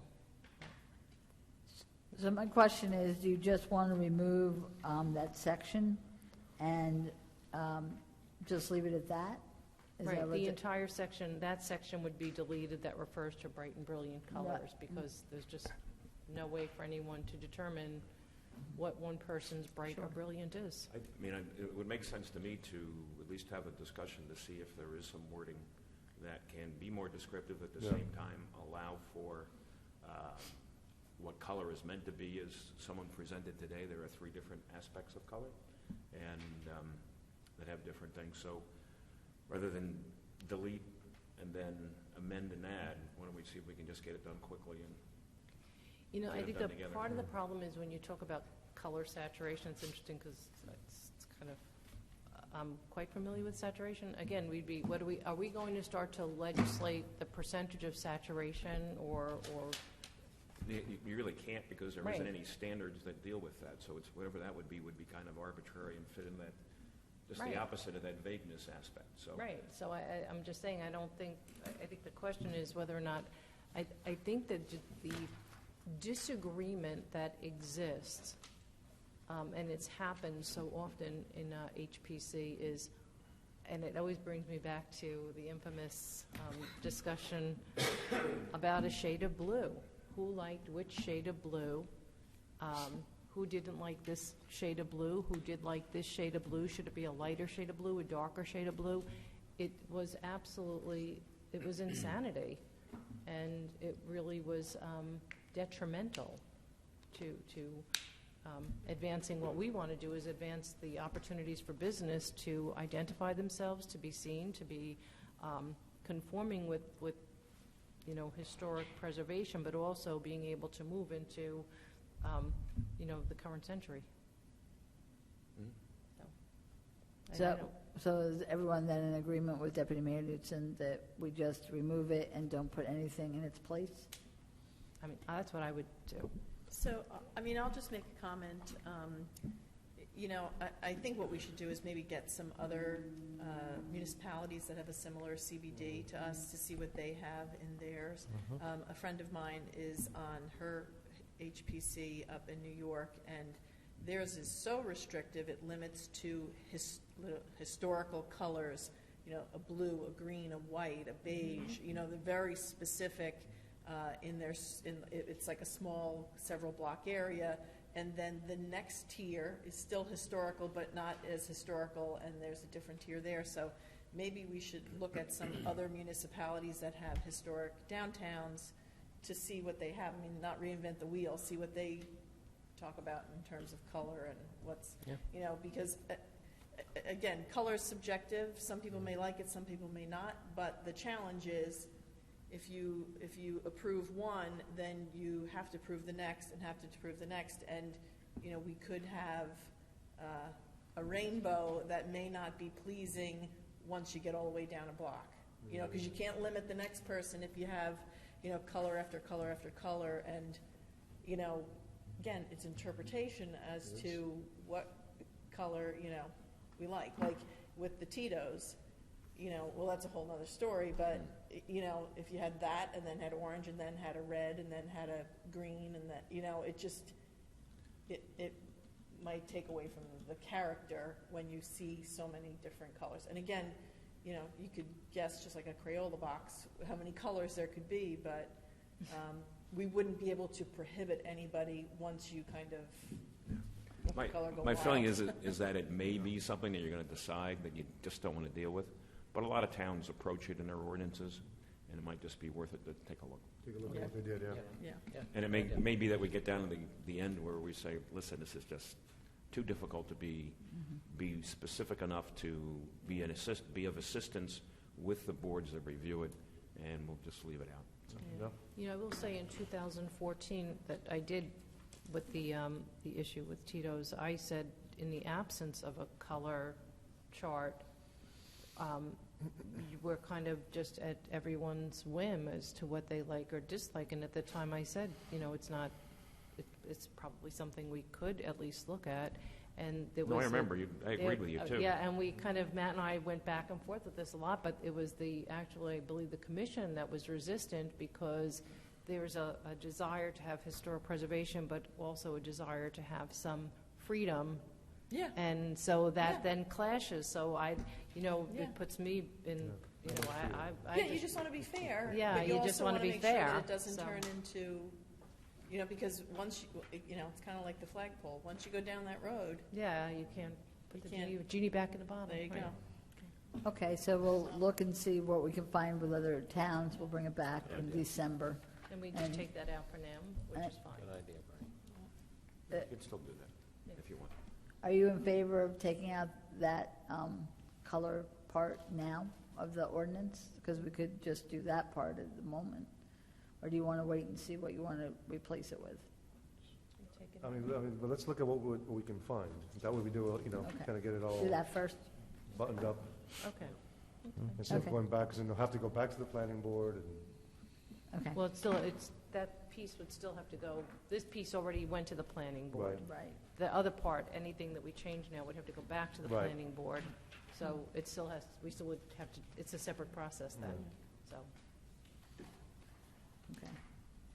So the next item is a review of next week's agenda. We have a proclamation for Drive Sober or Get Pulled Over for the year-end holidays statewide crackdown.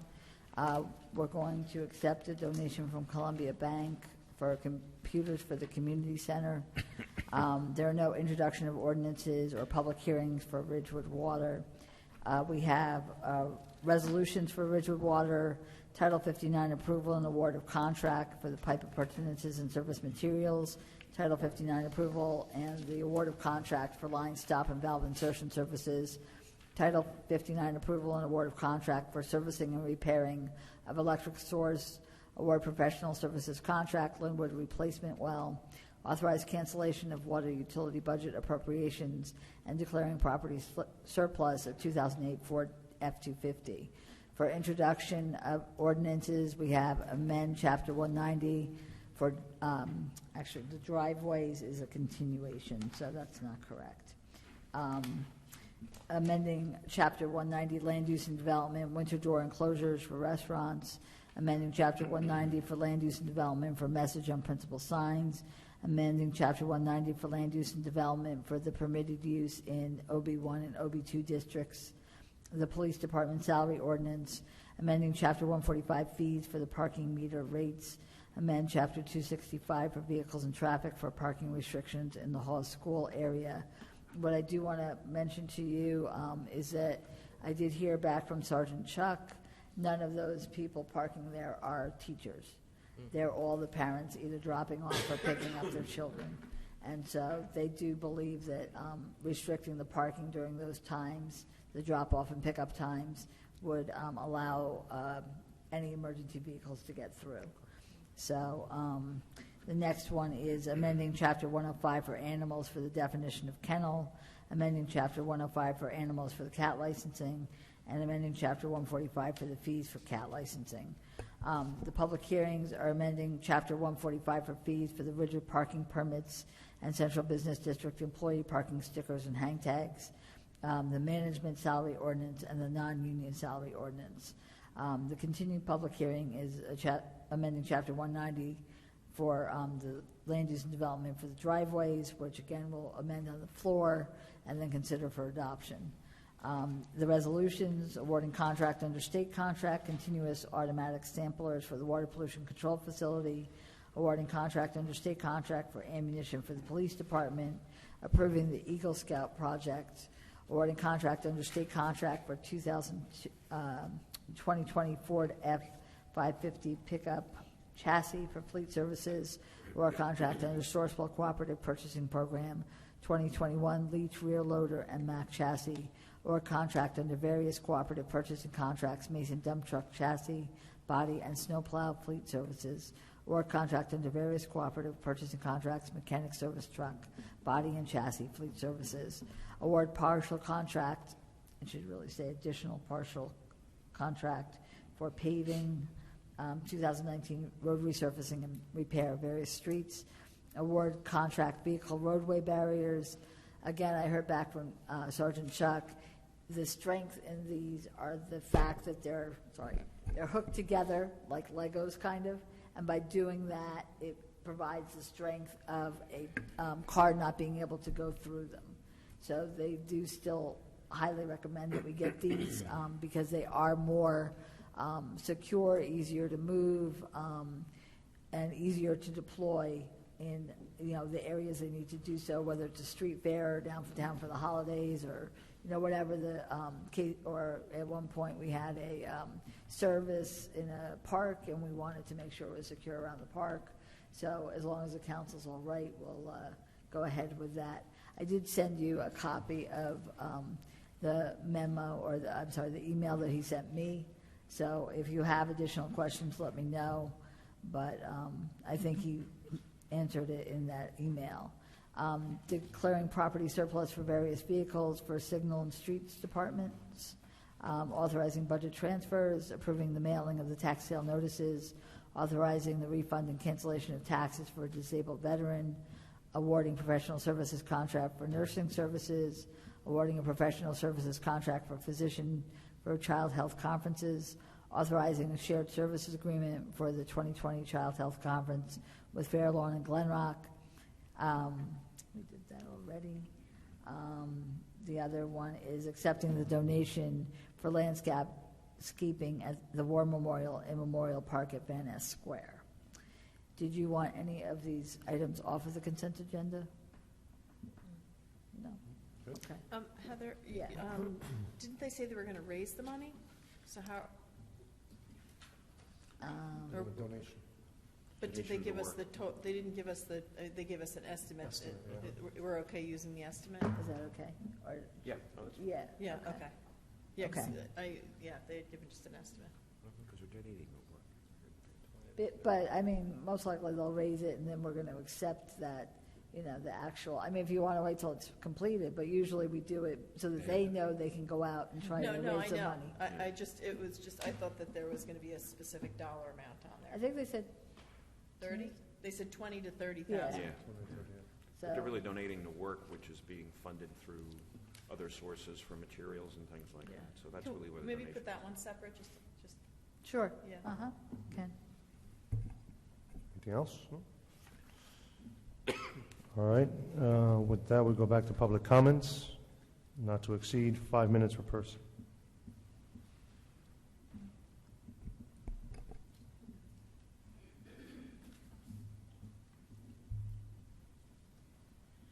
Pamela Perrin, 123 Kenilworth Road. I noticed in the Kenilworth field that a tree was planted, and I wanted to say thank you. I hope there will be more. And with respect to the new flagpole, again, at Van Ness Square, I just wanted to finish up. As I mentioned, there may be flags flown there that make us cringe. My request is please don't sully the American flag by putting it in the same place. Not even as a placeholder if you don't have applicants. I think that would be very confusing. And the flip side is also the government has many outlets to proclaim its values or its agenda or upcoming events. And I would like to leave this new flagpole for private parties' expressions. Thank you.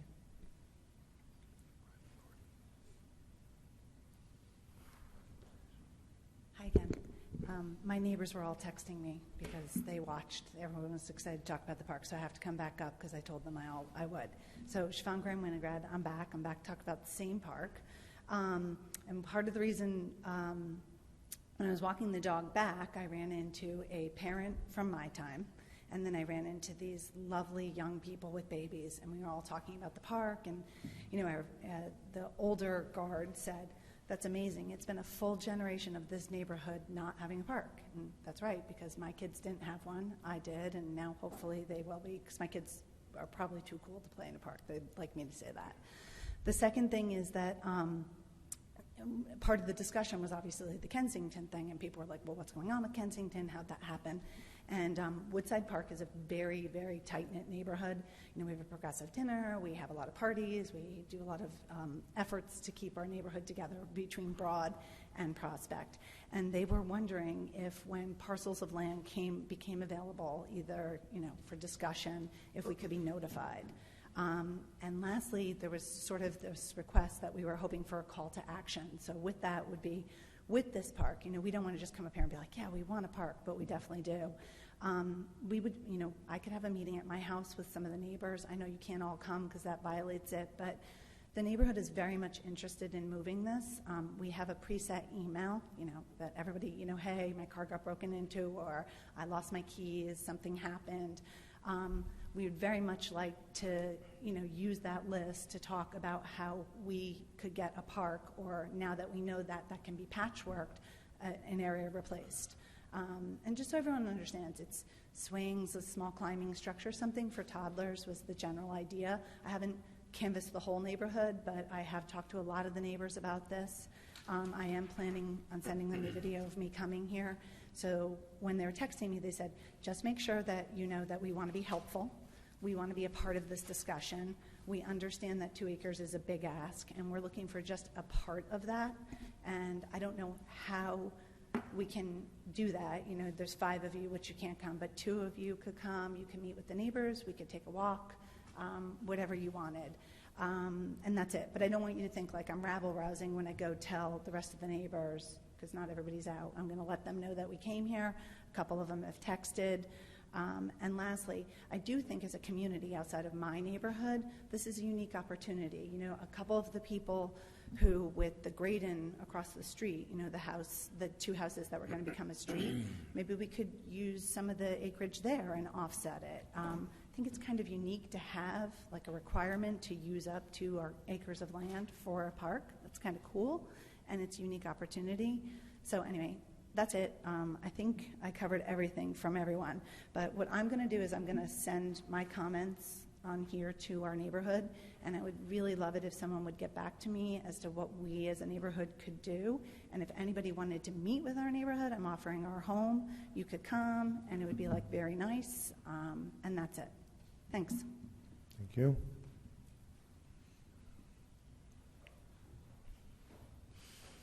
Good evening, Boyd Loving, 342 South Irving Street. With respect to the discussion about 190, Chapter 190, the driveways, I had made some comments at the public hearing a couple of weeks ago about that, and I was surprised that what Mr. Rogers talked about with respect to grandfather privileges or need to be put into that ordinance, that wasn't incorporated into what I saw in the yellow book.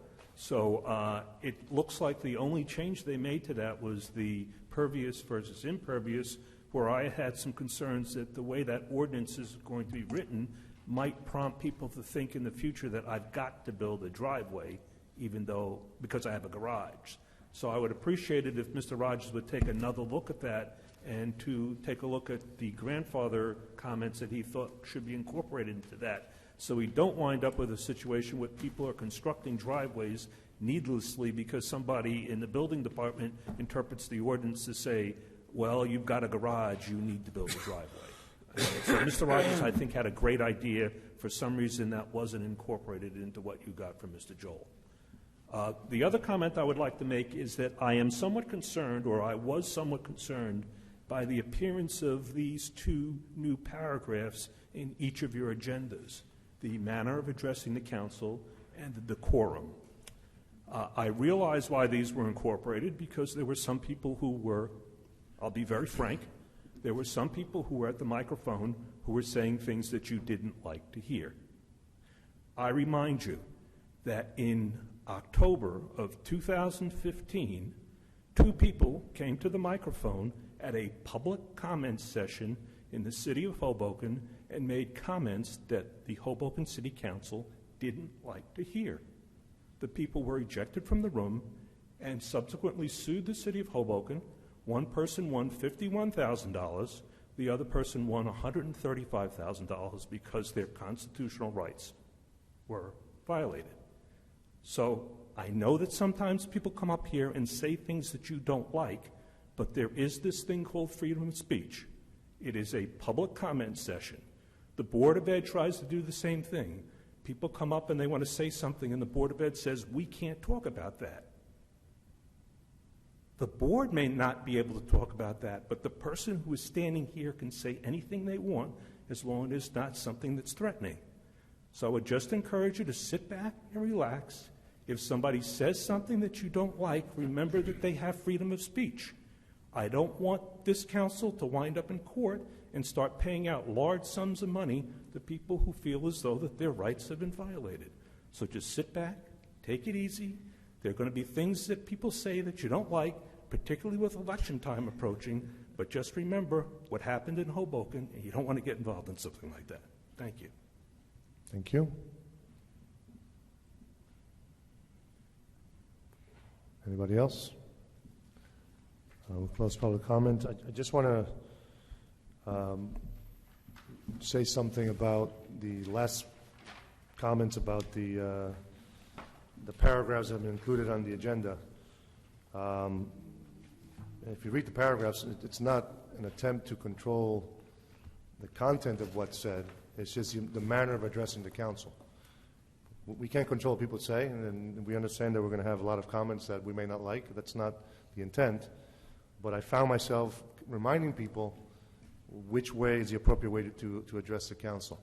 And I think that just wastes time. There's volunteers here, there's people in the audience who want to hear things. I think we waste too much time explaining the rules again. Ideally, maybe we could have it kind of at the podium and not here. But it's just the manner that you address the council. No one's trying to control what it is that people say. I mean, that would never, I don't think anyone here would try to support something like that. I just have one. Sure. So, and I just want to go back to that driveway piece, and we'll take another look at it, but the planning board felt that it was relevant to what the effort was, and that was to make certain that whether there's pervious or impervious, a pervious or impervious driveway, that is calculated into lot coverage, improvement coverage, when building permits are being requested or variance relief is being requested. So it's just it's actually to prevent overdevelopment and by removing driveways. So we'll take another look at it, but the intent for the planning board, they felt comfortable that it met, but we'll take another look and make sure that we're good with that. All right. With that, we'll take a resolution to go into closed session. Be resolved by the Village Council of the Village of Ridgewood that the Village Council meet in closed session on November 6, 2019 at 7:30 p.m. or as soon thereafter as the matter on the agenda can be reached, and that said closed session be held in the caucus room of the Ridgewood Village Hall, 131 North Maple Avenue, Ridgewood, New Jersey. Be further resolved that the matters to be discussed in closed session are limited to legal matters to include the Hudson Street parking garage and the Ridgewood Public Library. These matters are allowable under NJSA 10:4-12 et sec. Be it further resolved that the minutes of this meeting shall be made available to the general public when such matters have been deemed complete by resolution of Village Council. May I have a resolution? May I have a motion? So moved. Second? All in favor? Aye. Anyone opposed? Thank you. Good night, everybody.